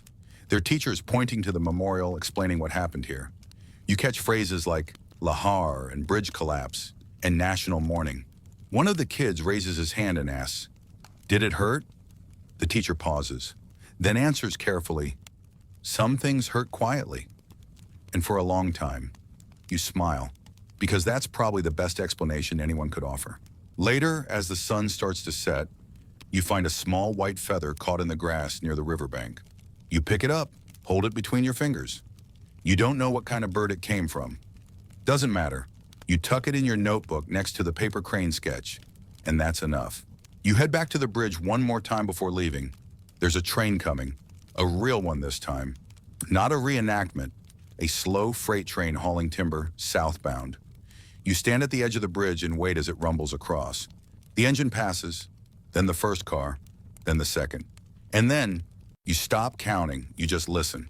To the clatter of wheels on track, to the groan of metal being trustworthy again, to the echo of what used to be fear turning into something else. Not joy, not closure, but peace. The kind that comes when you don't flinch anymore. The conductor leans slightly from the cab as the engine passes, gives you a nod. You nod back. It feels like a goodbye, or maybe a welcome. Either way, it's enough. You walk back toward your car. The trail is soft beneath your shoes. The grass whispers against your calves. The river behind you keeps flowing. No longer ominous, no longer angry. Just water, just memory, just weeping quietly like it always has. You return to ordinary life slowly, not all at once. Not in a clean, movie-style montage, but like waking from a nap you didn't mean to take. Groggy, disoriented, unsure whether it's morning or night. Your apartment smells the same. Your mailbox is full of flyers. Your kettle whistles just like it did before the trip. But you are not the same. It's in the way you flinch when you hear a distant whistle, or how you pause at crosswalks longer than necessary, or how you now notice things, really notice them, like birds on wires or the sound of your own breath in an empty room. Your friends try to catch you up. They talk about parties, promotions, someone's engagement. They're kind, thoughtful, trying their best not to treat you like you're made of glass. But you feel like a different species now. They ask questions, carefully. Was it really that bad? Did you see anyone? Do you think it could have been prevented? You answer in pieces. You tell them about the river, the violin, the paper crane, the feather. They look confused, and that's okay. Because some stories aren't for everyone. Some stories live best in silence. One friend, Nina, asks if you've written anything about it yet. You shrug. She says, you're a writer. It's what you do. But this isn't a story you can tame. Not yet. So instead, you journal in fragments. Bridge that wasn't there. Whistle that still echoes. Name scratched into the dirt. One page just says, the train arrived in me. You don't know what it means, but it feels true, so you keep it. Odd fact, in 1964, a rare copy of a Tangiwai ticket was auctioned for nearly £200 in London. It was never punched. Its owner had missed the train due to a headache. When asked what he did after hearing about the disaster, he simply said, I stopped wishing I'd made it. You take long walks now, through parks, along waterfronts, down alleyways that smell like coffee and something burning. One day you stop at a bookstore, secondhand, quiet. You browse aimlessly until you find a thin volume tucked between cookbooks and atlases. Disasters of the 20th century. You flip to the index. Tangiwai gets one paragraph, 84 words. No mention of the violin, no mention of the chalkboard, no mention of you. You don't feel angry, just hollow. That's when it hits you. History trims, it edits, it simplifies, and sometimes it forgets the music in favor of the crash. That night, you dream again. Not of the fall, not of the river. You dream of a platform, crowded, buzzing with soft conversation and clinking teacups. The whistle blows, but no one flinches. The train arrives like a promise kept. People board with scarves flapping and tickets fluttering. You're one of them. You walk down the aisle past smiling faces and take your seat. Across from you, the soldier. Beside you, the girl with the violin. Behind you, the woman writing a letter. They're all here. Not ghosts, not memories, just people. Traveling. You wake up with a tear in your eye and no fear in your chest. You make tea. You sit at your desk. You open your notebook. And for the first time, you don't write about the crash. You write about the life around it. The kid with the comic book. The man who gave you his biscuit. The nurse who sang lullabies to strangers. The teenager who played harmonica into the fog like it could answer him. You write because they lived, not just died. And maybe in the end, that's the real story. Later, as you fold laundry, a sock falls to the floor. You stoop to pick it up and find something underneath. A tiny stone, smooth and round. You carried it from the river without realizing. You smile, because of course you did. Memory sticks, sometimes literally. You place it on the windowsill beside your feather and paper crane. 3 objects, 3 anchors, 3 promises to keep telling it right. Spring comes. You feel it first in the way the air changes. Less sharp, more curious. Then in the smell of wet soil and daffodils trying to be brave. You notice that people walk differently now. Coats unbuttoned, shoulders lighter, like the world has finally remembered how to exhale. You walk more too, not to escape, not to chase anything, but just to walk. One morning, while tracing your usual path through the botanical gardens, you come across a small group gathered around a memorial stone near the duck pond. You didn't know it was there. A bronze plaque, a train wheel etched into the metal, the names of those who died at Tangiwai carved carefully, alphabetical, no ranks, no titles. Just names. You read each one, slowly, carefully. You whisper a few out loud, because someone should. A little girl beside you points to the list. Are any of them still alive? Her mother smiles gently. No, sweetie. These are the ones who didn't make it.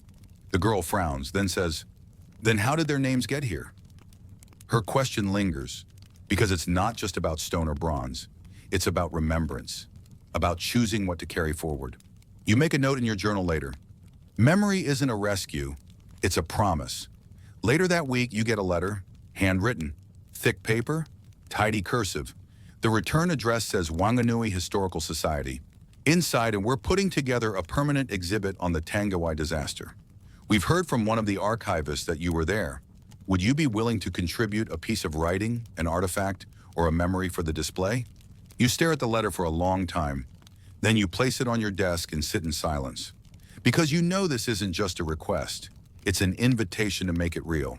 Odd fact, the Tangiwai site is now classified as a Category 1 historic place by Heritage New Zealand, which in bureaucratic terms means it's nationally significant. But in human terms, it means someone stood in front of a government committee and said, this pain matters. And they listened. You visit the Historical Society the next weekend. The curator meets you with warm eyes and a clipboard. She's holding a linen-gloved handout like she already knows what you're carrying. You place the violin girl's folded drawing in a protective sleeve. Then beside it, you lay the small stone. You hesitate, then add the paper crane. You sure, she asks softly. You nod.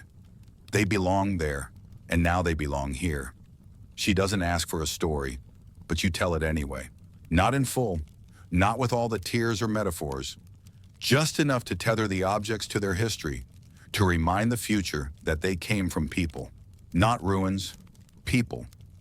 A few months later, the exhibit opens. You go alone. You expect solemn silence, but instead it's gentle voices, slow footsteps, and children asking questions like, why did the bridge fall? Were there pets on the train? Did they still get Christmas presents? You smile, because curiosity is a form of respect too. You see your crane behind glass, the stone beside it, a printed placard with your name. The words you wrote, we arrived differently, but we still arrived. You stand for a while, watching strangers read your story. It doesn't feel like ego, it feels like duty fulfilled. That night, walking home under the soft flicker of street lamps, you pass a busker playing violin near the city library. The melody is light, lilting, not quite sad. You pause, she's young, about the same age as the girl on the train. You drop a coin into the case. She looks up, smiles. You say, thank you for playing. She tilts her head, curious. Did it remind you of something? You answer honestly. Yes, but now it reminds me of something else too. She nods, keeps playing. When you get home, you open your journal. You flip to the back page. You write, the river doesn't carry only what it took. It carries what we gave back. And sometimes, just sometimes, it returns something softer. Then you close the book. Not because the story's over, but because you finally made peace with its ending. You take the long way home now, always. Whether walking, riding the bus, or even deciding which aisle to walk down at the grocery store. You zigzag, linger, let time stretch. It's not indecision, it's permission to move slower, notice more, let life hum instead of roar. You start keeping a new notebook, not for tragedy, for observation. You call it the details that survive. First entry, a man on the tram wore 2 different socks, smiled anyway. Someone left a library book on the park bench with a note, keep it, I'm done with heartbreak. The clouds today look like smoke from a slow-moving engine. You realize little by little that your lens has changed. You used to see moments, now you see echoes. One morning, at a train crossing near your flat, you hear the bell. Ding, ding, ding. You stop walking, not because you're afraid, but because for you, the sound is layered now. It's not just a signal, it's a chime for the absent. As the train barrels past, just a cargo line this time, you raise your coffee in a quiet toast. Safe travels, stranger, and thank you for staying on the tracks. Odd fact, the driver of the Tangiwai Express, Charles Parker, stayed at his post, applying the emergency brakes until the engine plunged into the river. He never jumped, never tried to save himself. He's remembered not as a hero in statues or films, but in train driver manuals. His decisions are still taught in the engineering courses on human reflex, duty, and impossible math. You read his name once more in a faded newspaper copy. Next to it, a quote from someone who knew him. Charlie was the kind of man who'd stay late just to oil the brakes right. That line stays with you, because sometimes the most heroic thing you can do is care about something no one else sees. You visit the cemetery that spring, not for anyone you knew, just to visit. Tangiwai victims are buried in different places. Some in family plots, some unnamed, some remembered in ash and water. But today you walk among strangers' headstones, leaving little folded cranes, tiny ones, from candy wrappers, notebook margins, receipts. You don't explain yourself. No one asks. On the way home, you stop at a small museum in Pekakariki. You hadn't planned to. The sign was crooked, the building modest, but something tugged. Inside, shelves of maritime tools, model locomotives, and a dusty display titled Whispers from the Rails. There it is again. Tangiwai, a simple panel, black and white photos, a quote burned into wood. Water remembers even when we don't. You add it to your collection. That night you meet up with Nina again. She asks if you ever finished your story. You say, still writing it. She laughs. That's what you said 6 months ago. You smile back. It's a long story. Then you pull out a small envelope and slide it across the table. Inside, a single page, handwritten. She opens it and reads. Her eyes widen, then soften. Is this? You nod. It's the first time I've written the bridge falling. Not metaphor, just fact. She leans across the table, presses your hand once, then lets go. You go home that night and finally do something you hadn't dared. You replay the last audio recording from your time at Tangiwai, the one you submitted for the oral history archive. You listen to your own voice describing that night. The fog, the fall, the faces. It's steadier than you remember. Less trembling, more present. At the very end, there's a pause and you hear yourself say, I'm still here, and that counts for something. You close your eyes. Let the words settle. Then you whisper back, it counts for everything. Before bed, you light a candle. You don't know why, you just do. Maybe it's for the ones whose stories never made it past the water. Maybe it's for the little girl with the drawing. Maybe it's for you. Either way, the flame dances in the dark. And this time, you don't look away. You just let it flicker and stay. It's been 2 years. You don't mark the date on a calendar. You don't host a vigil or post an anniversary message. You just wake up, sip your tea, and notice that the air feels heavier than usual. You remember. Not dramatically, not like a punch, more like an echo coming through the floorboards. You let it in. You've learned not to flinch at the feeling anymore. On your way to the bakery, you pass a newspaper stand. The headline isn't about Tangiwai, it's about politics, or fuel prices, or the rugby team losing in overtime. But near the bottom of the front page, barely visible, a tiny box, Tangiwai, A Nation Remembers. Page 12. You buy a copy. You read it at the bus stop. There's a photo, grainy and sepia-toned, of the rebuilt bridge gleaming under bright daylight. Below it, 3 paragraphs, quotes from historians, a list of new safety measures, a brief nod to the human cost. No mention of chalk drawings, no mention of paper cranes, no mention of the harmonica song that drifted like prayer smoke across the cold river. You fold the paper quietly and slide it into your bag. That afternoon, you take a walk. Not to any destination, just to walk. You pass an elderly man feeding birds, a student practicing a monologue in the park, a couple arguing about pesto. The world continues loud and full of little dramas. But in your mind, you still hear steel wheels on wet tracks. And you smile, because that sound doesn't scare you anymore. It belongs to you now, like a scar or a melody. Odd fact, several survivors of the Tangiwai disaster went on to become public servants, teachers, artists. One woman, Ada Linwood, became a poet. She never wrote directly about the crash, but her most famous line was often quoted, "Some grief is not a wound, but a second skin." You write that one down, pin it to your wall, say it out loud until it stops tasting like someone else's truth and starts sounding like your own. You receive a package in the mail the following week.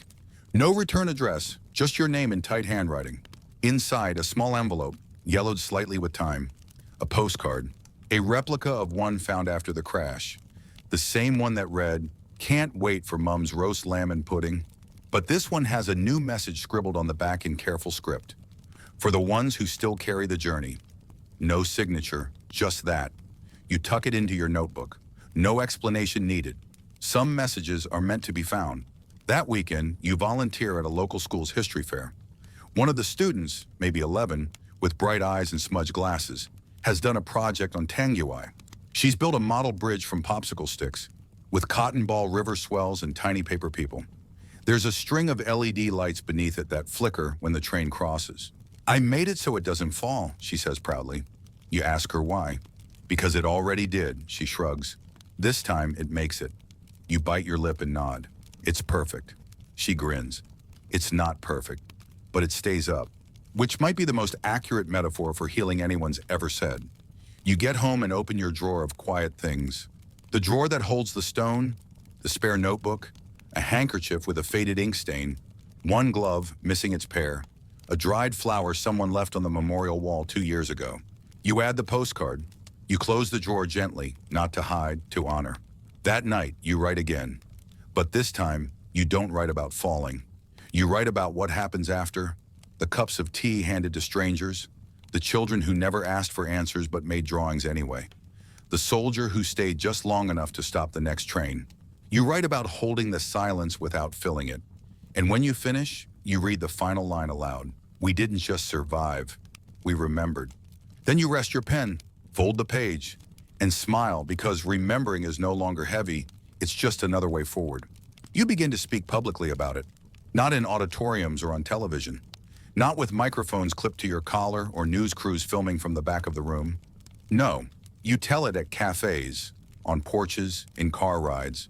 You tell it when someone mentions trains, or loss, or rivers that never stop reminding people where they've been.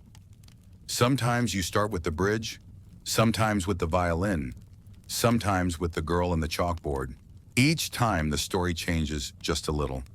Not because the facts change, but because you do. One day someone asks you, "How do you know when you're done grieving?" You stir your tea. When you can tell the story without bleeding, they nod slowly, then ask, "Have you stopped bleeding?" You look down at your hands folded on the table. "Not yet, but I've stopped hiding the bandages." Odd fact, the postal worker assigned to recover mail from the wreckage was named Harold. He personally dried over 500 water-damaged letters using a series of makeshift wooden racks and hairdryers. He called it, "the most sacred mail I've ever touched." Some of the letters were delivered months late. Some were returned undeliverable. One was found still sealed, unopened, unread, addressed to a girl who had written it to herself. Just one sentence inside. "I hope I remember everything." You do. You're invited to speak at a high school history class. They've been studying transportation safety, natural disasters, government response. The teacher asks if you'll share your firsthand experience. You almost say no, then you walk into the classroom anyway. The students are quiet, respectful. Some are sleepy, as students are. Some are wide-eyed, expecting something tragic, maybe cinematic. You begin by asking them to close their eyes. Picture a train, not the kind you've seen in movies, a real one. Wood seats, thermos tea, violin music in the air. They listen. You walk them through the night, not just the crash, but the silence after. The harmonica, the paper cranes, the notebook. When you finish, there's a pause. Then a girl near the back raises her hand. "Did it feel like the end of the world?" You answer without hesitation. Number, it felt like someone pressed pause. And I've been learning how to press play ever since. Afterward, the students give you a thank you card. Inside, short notes in every kind of handwriting imaginable. "Thank you for your story. I didn't know trains could cry. I think rivers remember better than people. You made me want to write something." You tuck the card into your drawer of quiet things. It fits there perfectly. You go on living. Not dramatically, not loudly, just more intentionally. You call your parents more often. You send letters instead of texts. You ask cashiers how their day is going, and actually listen. You donate to railway maintenance funds without telling anyone. You carry an extra biscuit in your bag, because someone might need one, because someone once gave you theirs. Sometimes, when you're walking home, you hear the faint sound of a whistle in the distance, and you stop, just to feel your feet on the ground, to feel the wind on your neck, to feel here. You don't flinch anymore, but you do listen. Every time. You visit the rebuilt Tangiwai Bridge again, this time with a friend. She's never been. You show her the plaque, the memorial stones, the curve in the river where silence was once louder than steel. She asks what you feel. You say, not grief, not relief, just witness. Odd fact. In the years after the disaster, the town of Tangiwai became a symbol not just of loss, but of resilience. Schools were rebuilt. Rail lines expanded. The local post office received thousands of letters of sympathy, some signed only with first names and hearts drawn in the margins. One child sent a box of crayons with a note, "So people can color again." You'd like to find that kid and say thank you. You hope they grew up soft, not hardened. You hope they remember. You do. That night, you fall asleep to rain tapping on the roof. Not pounding, just polite, like a train passing in the distance. And in your dreams, you're in motion again. The train doesn't derail. It slows to let someone off.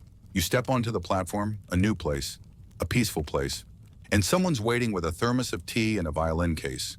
They smile, you smile back, and this time you sit down, exhale, and let the journey continue. Time has softened the edges, not erased them, just dulled the sharper points. Like waves smoothing jagged stones, memory wears itself down into something gentler, quieter, but still permanent. You no longer recount the disaster every day. It lives further back in your mind now, not behind a locked door, but on a high shelf, still accessible, just not as heavy to lift. You think about the river less, but when you do, it still hums. Your daily life is full of small kindnesses. You notice them now more than ever. A barista writes a smiley face on your coffee cup. A neighbor waters your plants while you're away without being asked. A bus driver waits an extra second for an old man shuffling toward the curb. These things used to be background noise. Now, they feel like threads holding everything together. One afternoon, you receive an invitation. A national museum in Wellington is curating an exhibit titled Fault Lines, Natural Disasters That Changed Us. They want to include Tangiwai.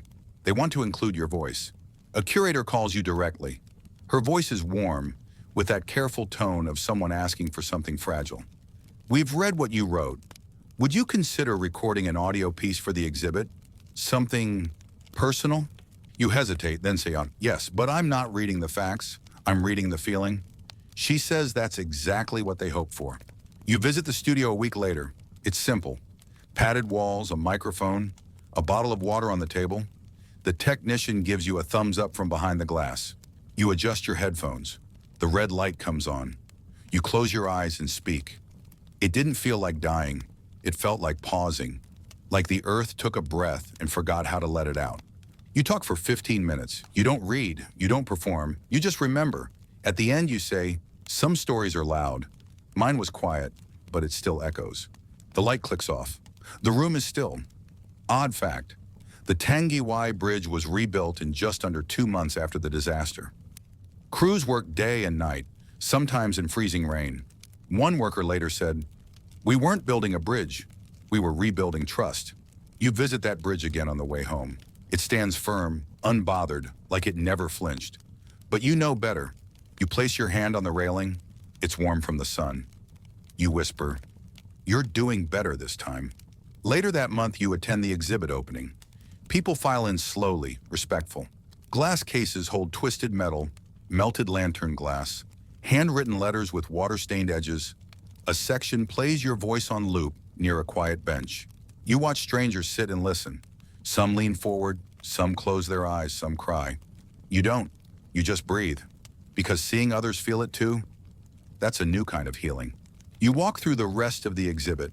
Earthquakes, floods, avalanches. Stories stacked on stories. Survivors whose words echo your own in different shapes and languages. You realize everyone has their bridge. The moment something collapses, and they decide who they'll become in the aftermath. Some never cross back. Others build new paths. You hope you've done both. Outside the museum, someone stops you. A woman, maybe in her 30s. She looks nervous, hopeful. You're the voice from the Tangiwai section, right? You nod. I just wanted to say, my grandfather was on that train. He never really talked about it, but I think he would have liked what you said. You thank her. You don't say much more. But later you write about her in your journal. We survive in ripples, not headlines. That night back home, you open a letter from the Historical Society. Inside is a thank you note and a photo, one you've never seen. A group of survivors taken weeks after the crash, everyone bundled in mismatched coats and donated shoes, smiling. You find yourself in the back row, barely recognizable, younger somehow, or maybe just more hollow, but alive. You pin the photo beside your feather, your crane, your stone. They still sit quietly in the same place. Your past no longer screams. It waits, patient, soft, like memory should be. And when you sleep, you dream again, but not of the train, not this time. You dream of the river, still flowing, still clear, still carrying names. But now you're walking beside it. And for once, you're not afraid to follow where it leads. It's been nearly 3 years now. The word Tangiwai doesn't come up as often anymore. Not in conversation, not in headlines, not in public speeches, but it never really leaves you. You hear it in train whistles, in river water running after heavy rain, in the way people pause before bridges, in the way silence gathers when someone says, I was there. You get a call from a local radio producer. They're running a series on historical events that reshaped the country, and your name came up. Again. Would you be willing to share your story on air? You pause, then ask a question that surprises even you. Do you want the truth or the memory? There's a beat. They say the memory, they say. You agree. A week later, you're sitting in a dimly lit studio, mic in front of you, headphones snug. The producer gives you the go-ahead, then disappears behind the glass. The red light blinks on. You inhale and begin. I boarded the train on Christmas Eve. I was thinking about oranges, tea, and wool coats.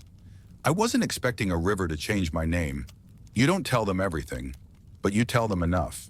You walk home after the recording. The city feels warmer than it should for this time of year. Or maybe it's you. Maybe you've thawed more than you thought possible.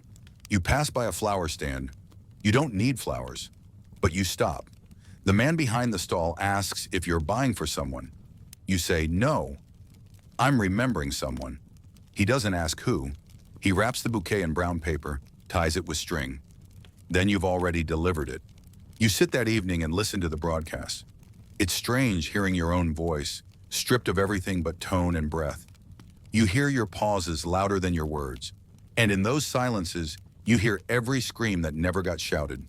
You don't cry, you just nod to yourself when it ends. Odd fact, in the months following the disaster, New Zealanders across the country sent in letters, poems, and songs to their local papers. Some were published, some were stored in archives. One 7-year-old boy mailed in a drawing of a train made of clouds. The caption? This one never breaks. You think about that boy often, about how instinctively we rebuild. First with crayons, then with concrete, then with language. You receive a letter from someone you've never met.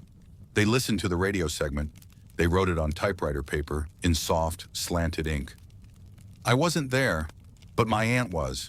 She died that night. Your words helped me imagine her final hour as something more than fear. Thank you for letting me believe she heard the violin too. You fold the letter, place it in your drawer of quiet things. Later that day, you add a new object, a pressed flower from the bouquet. It rests beside the postcard, the stone, the drawing, the feather. Your memory box is almost full, but not heavy. That weekend, you're invited to speak at a writer's retreat. Not about Tangiwai, at least not directly. The topic is, how do we write about things we can't fix? You think long and hard about your answer. Then you tell them this: we don't fix them. We don't make them beautiful. We just keep them warm. And that's enough. They're quiet after you finish. The good kind of quiet, the kind that makes space, After the retreat, a young writer approaches you. I want to write about something that hurt me, she says, but I'm scared it'll hurt again. You nod. It will, but not in the same place. Then she asks, how will I know when I'm ready? You smile.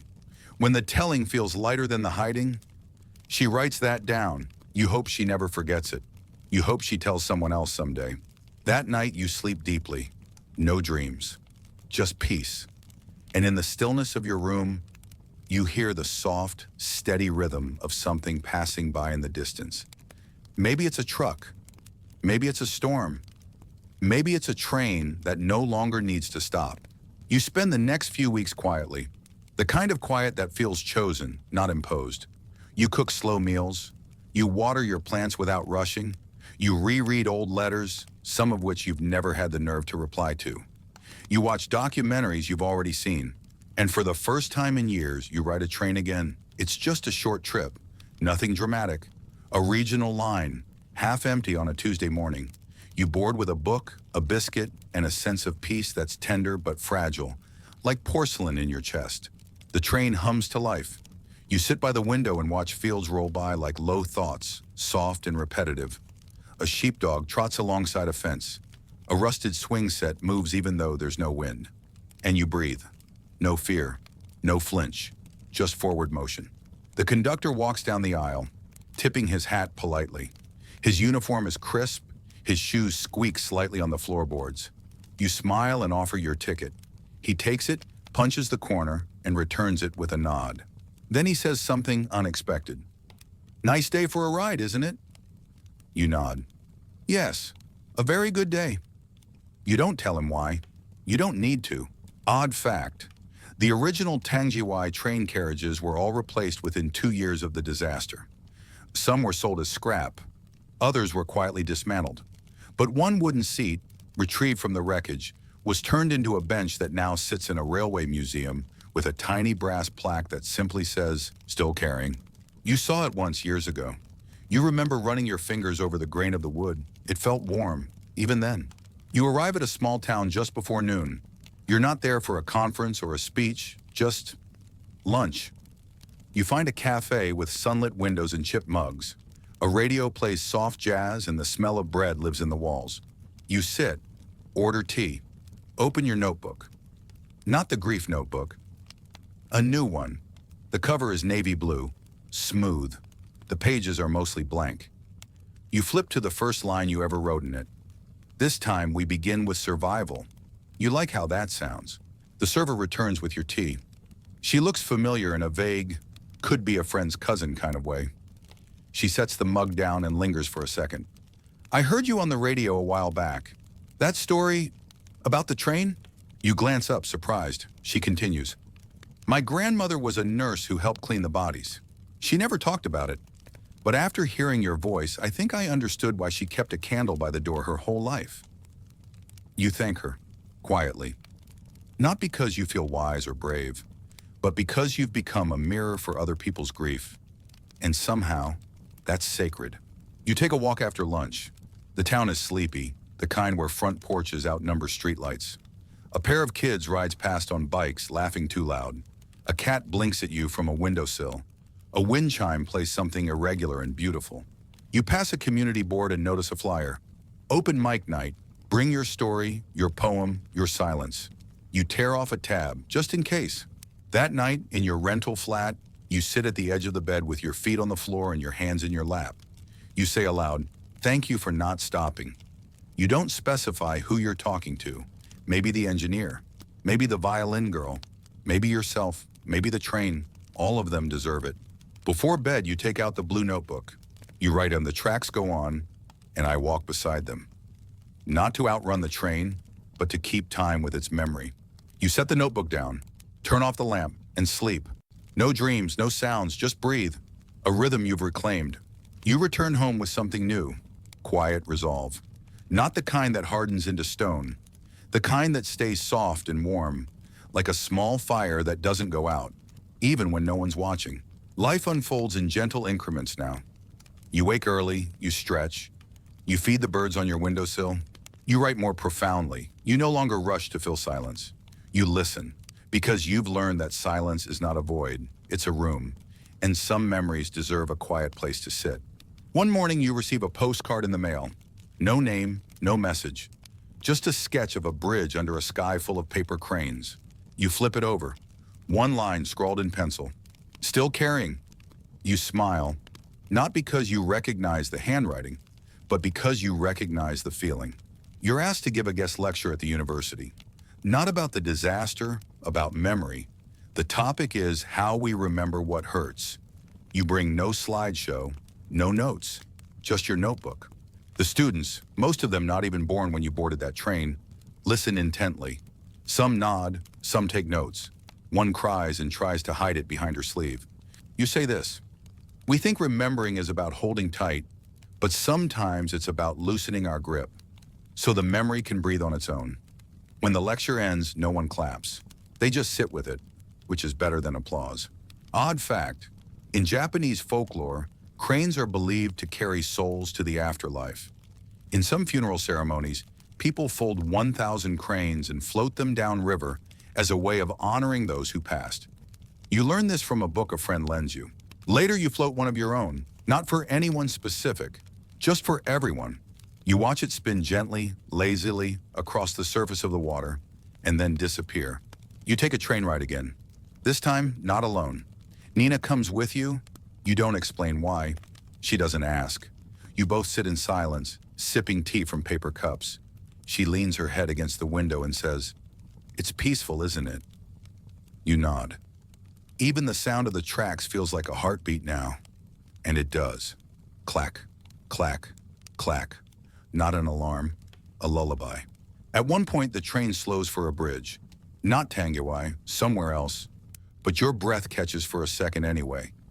Just one beat, and then it passes. Nina places her hand over yours. "Still with me?" You smile. "Still with you." That evening, the two of you sit on a hill outside the small town you arrived in. You bring out a thermos of cocoa and share it, legs crossed, shoulders touching. The stars begin to appear one by one, and Nina says, "Do you think the train ever thinks of us?" You chuckle. "I think it remembers, not like we do, but it remembers the weight we gave it." Then silence, but the comfortable kind. Later that night, you find a guest book in the inn's front lobby. You flip through the pages. Travelers, honeymooners, people escaping something, people chasing something. You take the pen and write, "Still riding, still healing, still here." You don't sign your name because that part doesn't matter. Before bed, you fold one last crane. You set it by the bedside lamp, wings slightly lopsided. Nina watches you with quiet amusement. "You're going to run out of paper one day." You nod. "Maybe. But by then, I think I'll be able to let them go." And in the soft quiet of the night, you sleep again. No trains, no sirens, just the whisper of tracks in your bloodstream. A rhythm you once feared, now the sound of home. The seasons keep shifting.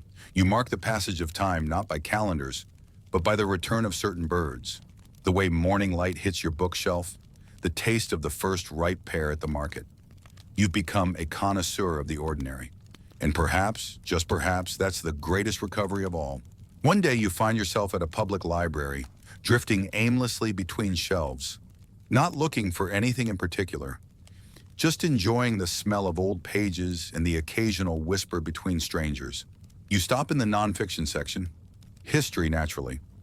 A young girl sits on the floor, cross-legged, flipping through a large picture book about volcanoes. Her fingers trace illustrations of lava, ash, eruption. She looks up as you pass and asks, "Do you know any disasters?" You smile, a long, tired, deeply human smile. "Just one or two," she grins. "I love disasters. They make the world feel huge." You nod, thinking, yes, huge, and fragile, and worth remembering. You find a book titled Moments That Moved the Earth. You flip through. There it is, Tangiwai, again reduced to a paragraph. But this time your name appears in the footnotes, just a brief mention. But it's there. You close the book gently, no bitterness, only this strange, settled truth. You've become part of the remembering, not a victim, not just a survivor, a storyteller. And in this world, that matters. Odd fact, the river Wangaihu, which swallowed the Tangiwai Bridge, is fed by a crater lake atop Mount Rapihu. The lake's temperature rises and falls unpredictably. Scientists still monitor it constantly, unsure when the next lahar might come. And yet, the trains run. The bridge holds. The world continues, cautiously trusting its own repairs. You return home with the book. You make a small dinner, light a candle, eat slowly, and later, while folding laundry, you find an old train ticket in the back pocket of a coat you haven't worn in years. Not from Tangiwai, a newer one, but still, something stirs. You flip it over. There's a faint pencil mark, a circle around a time, 7:22 p.m. You try to remember what happened then, nothing comes, and somehow that's okay. Not every detail has to return. You keep the ticket, slide it into the back of your notebook. It joins the postcard, the pressed flower, the quiet museum brochure. Your story is no longer just your own. It's a chorus of fragments, some yours, some borrowed, all true. A month later, you're invited to a memorial walk, organized by local school children, a community project. They've mapped the journey of the Tangiwai train, each student carrying a placard with the name of a passenger, known or unknown. You're given a name, a young girl, no surviving relatives. You carry her name through town. As you walk, you imagine the world through her eyes, the windows she would have looked out, the snacks she might have packed, the Christmas jokes she might have heard, the violin she might have never gotten to learn. By the end of the walk, you're in tears, but they're good tears, not collapsing ones, releasing ones. You hand her placard to the memorial organizers, but you keep her name in your pocket, just for a little while longer. That night, you write, "Some names are too quiet to stay in stone.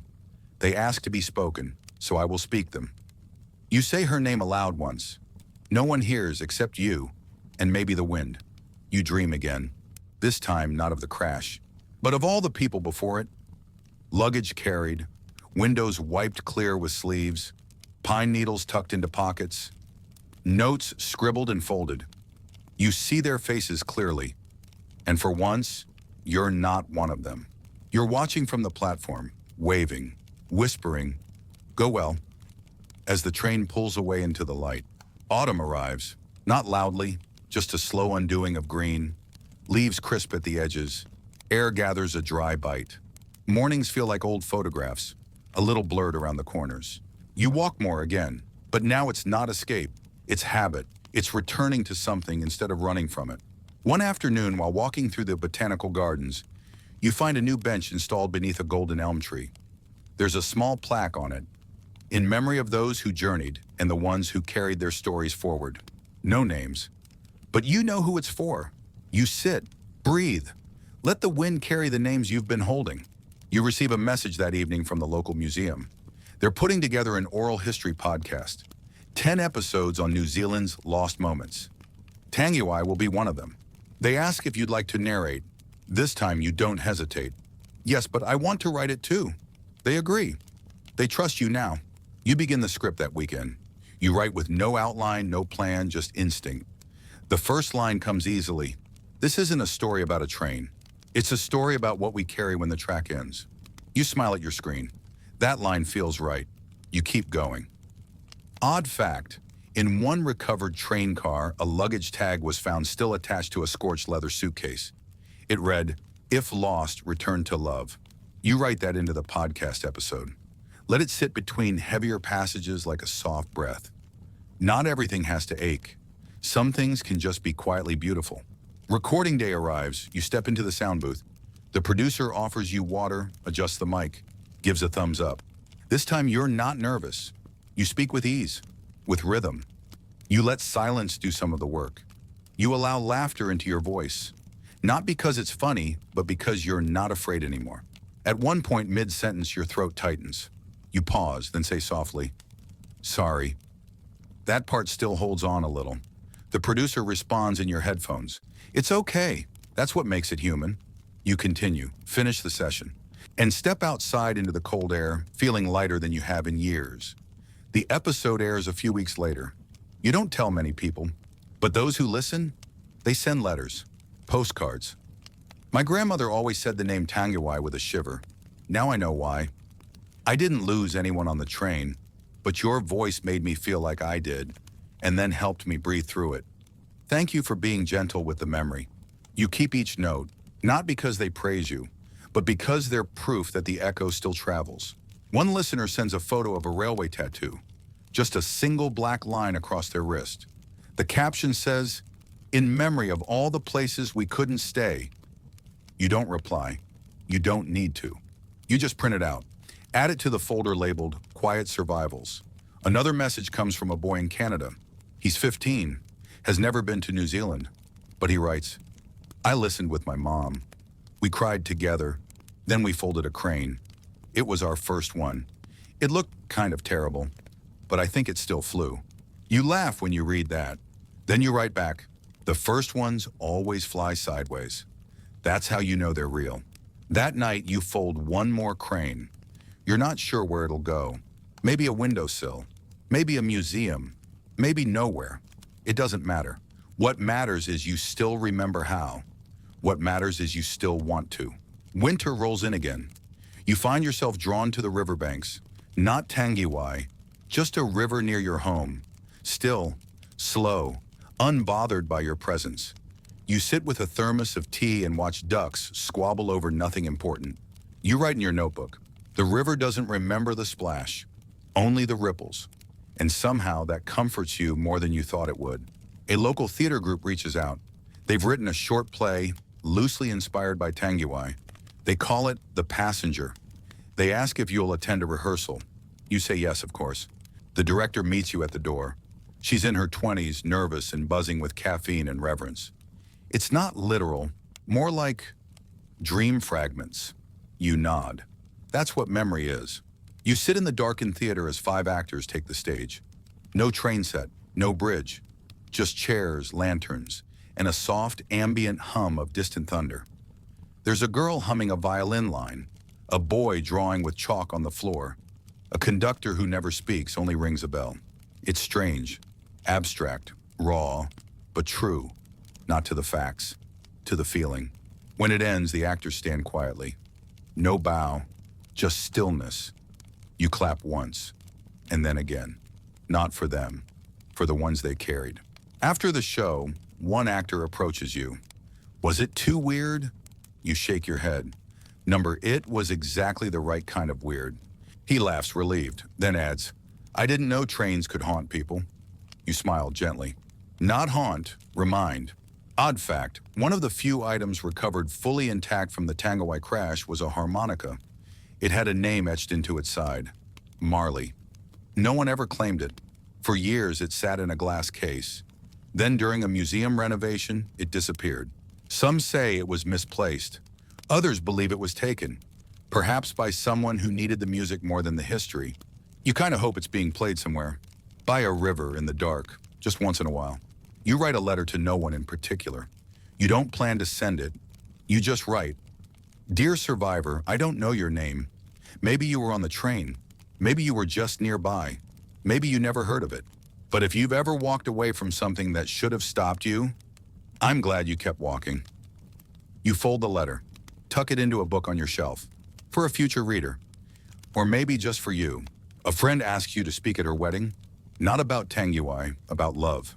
You laugh when she asks, "You want me, the disaster guy, to give a speech on romance?" She grins. "Exactly. Who better to remind us that everything can fall apart and we still try anyway?" You agree, and you write something new about how the real bravery isn't in falling in love. It's in boarding the train, even when you know bridges collapse. You end the speech with, "Love isn't what saves us. It's what makes the fall worth remembering." The crowd exhales, and someone wipes away a tear that doesn't quite fall. You ride another train the next week. It's snowing this time. You look out at the white landscape, so clean, so absolute. The tracks vanish into the white, and for the first time, that doesn't scare you. You fall asleep on that train for a while. When you wake up, the snow is gone, and the sun is pink at the horizon. You whisper, "Still carrying." Not because it hurts, because it's true.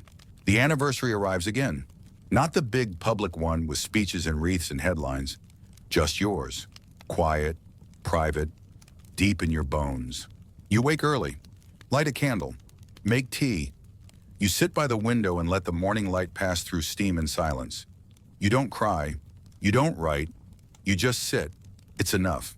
You decide to walk to the park that afternoon, the one with the chalk drawings near the fountain. Kids still play there, chalk in hand, unaware of any legacy, just lines and colors and laughter. You spot a girl drawing a bridge. It's crooked but ambitious. On one side, a stick figure train. On the other, the word home. You lean down. That's a beautiful bridge. She looks up. It goes all the way, no falling. You smile. That's the best kind. She keeps drawing. You keep walking. Later, you visit a bookstore. No real reason, just instinct. You browse travel books, poetry, old train schedules turn nostalgic. In the local interest section, you spot a thin paperback, Tangiwai, Voices from the River. You recognize some names in the table of contents. One of them is yours. You flip to your page. It's an excerpt from your podcast narration, just a few lines, printed simply without fanfare. You read your own voice in past tense, and it still feels right. Odd fact, the name Tangiwai means weeping waters in Mari. Some translations say tears on the stream. Others say it implies sorrow flowing without end.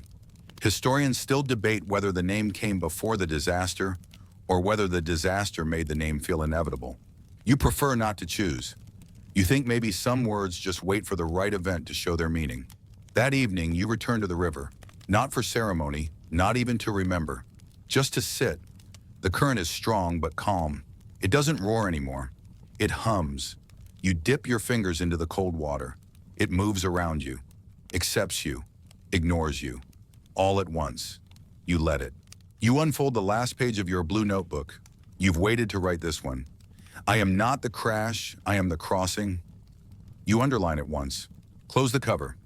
Place it gently beside the others in your drawer of quiet things. The drawer is full now, but somehow there's still room. As the sun sets, you fold one final paper crane. Your fingers know the shape by heart. This one is small, delicate. You place it on the water, watching it drift gently, almost stubbornly into the current. It tilts, rights itself, carries on. You whisper, "Go well." Then you turn and walk home. No music plays, no montage, no moral lesson, just a person walking, one step after the other. A little older, a little softer, a little less afraid of bridges, and a little more certain that they were always meant to be crossed. Hello, everyone. Every night we walk through the dust of history, one forgotten disaster at a time, and tonight we close the pages on one of the quietest tragedies you may have never heard of. You're back at the river, the real one. Maybe. Or maybe it's the version your dreams stitched together from old stories and soft memories. Either way, it feels familiar. The water's slower now. It doesn't rush, doesn't churn. It just glides like a whisper beneath a bridge that's finally at peace. You sit with your knees pulled close, elbows resting on them. You hold a thermos, chamomile tea this time, sweetened slightly with honey. Above you, stars stretch across the sky, patient and watchful. You think of names, not all of them, because you never knew all of them, but a few, the ones that stayed, the ones that never left. You whisper them into the night like lullabies, like promises not forgotten. The bridge creaks gently in the distance, not from weight, but from age. And still, it stands, just like you. You exhale slowly. No part of this journey was easy. It wasn't supposed to be, but somehow you made it through. And now you carry the memory, not like a burden, but like a lantern. Literature held high, passed on. Not every person gets to finish their story, but you became part of the way it's remembered. In the darkness, a breeze brushes your cheek like a hand you once held.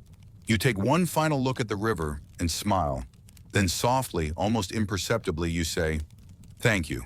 Not to anyone in particular, but to everything. To the train that didn't finish its journey, to the silence that filled the air for decades, to the girl with the violin, to the boy with the chalk, to the names never found, and to yourself for surviving, for telling, for still walking. You rise, dust off your coat, and begin the walk home. The lantern in your hand flickers but never dims, and behind you, the river carries on, always forward, just like you. The wind quiets. The stars blink slower. Even the trees seem to hush now. You've made it to the end, not just of a story, but of something deeper. A current that pulled you under, turned you over, then gently returned you to shore, softer than before. You close the last page, not with triumph, not with sorrow, but with that rare, delicate feeling, completion. The Tangiwai tragedy isn't just history, it's a quiet breath in the story of humanity. A single night that split time for those who lived it. A warning carried not by alarms but by echoes, not by fire but by water, and somehow, by sleep. You've walked through rivers of grief tonight, sat beside people who never made it home, listened to whistles and dreams and folded stories into paper wings. Now the candle burns low, the blankets are warm, the world has shrunk to your pillow, your breath, your heartbeat. And still, somewhere far off, a train rolls on. Not the one that crashed, but the one you built from memory. Stronger, slower, lined with names that would have been lost if not for you. It doesn't rush, it waits. Because you carried the story, and now you can rest. Soften your breath, let the tracks fade. Let the bridge hold, let the river forget. Just for tonight. Sleep easy, traveler. The worst is long past. The rest is only remembering. And remembering is gentler now. Another page closed. Another memory turned to dust. Sweet dreams. Please rate the disaster level on a scale of 1 to 10 in the comments section and subscribe to hear more. History disaster stories before bed. Have a peaceful night, dreaming of the forgotten ruins. Sleep tight. See you in the dust of history.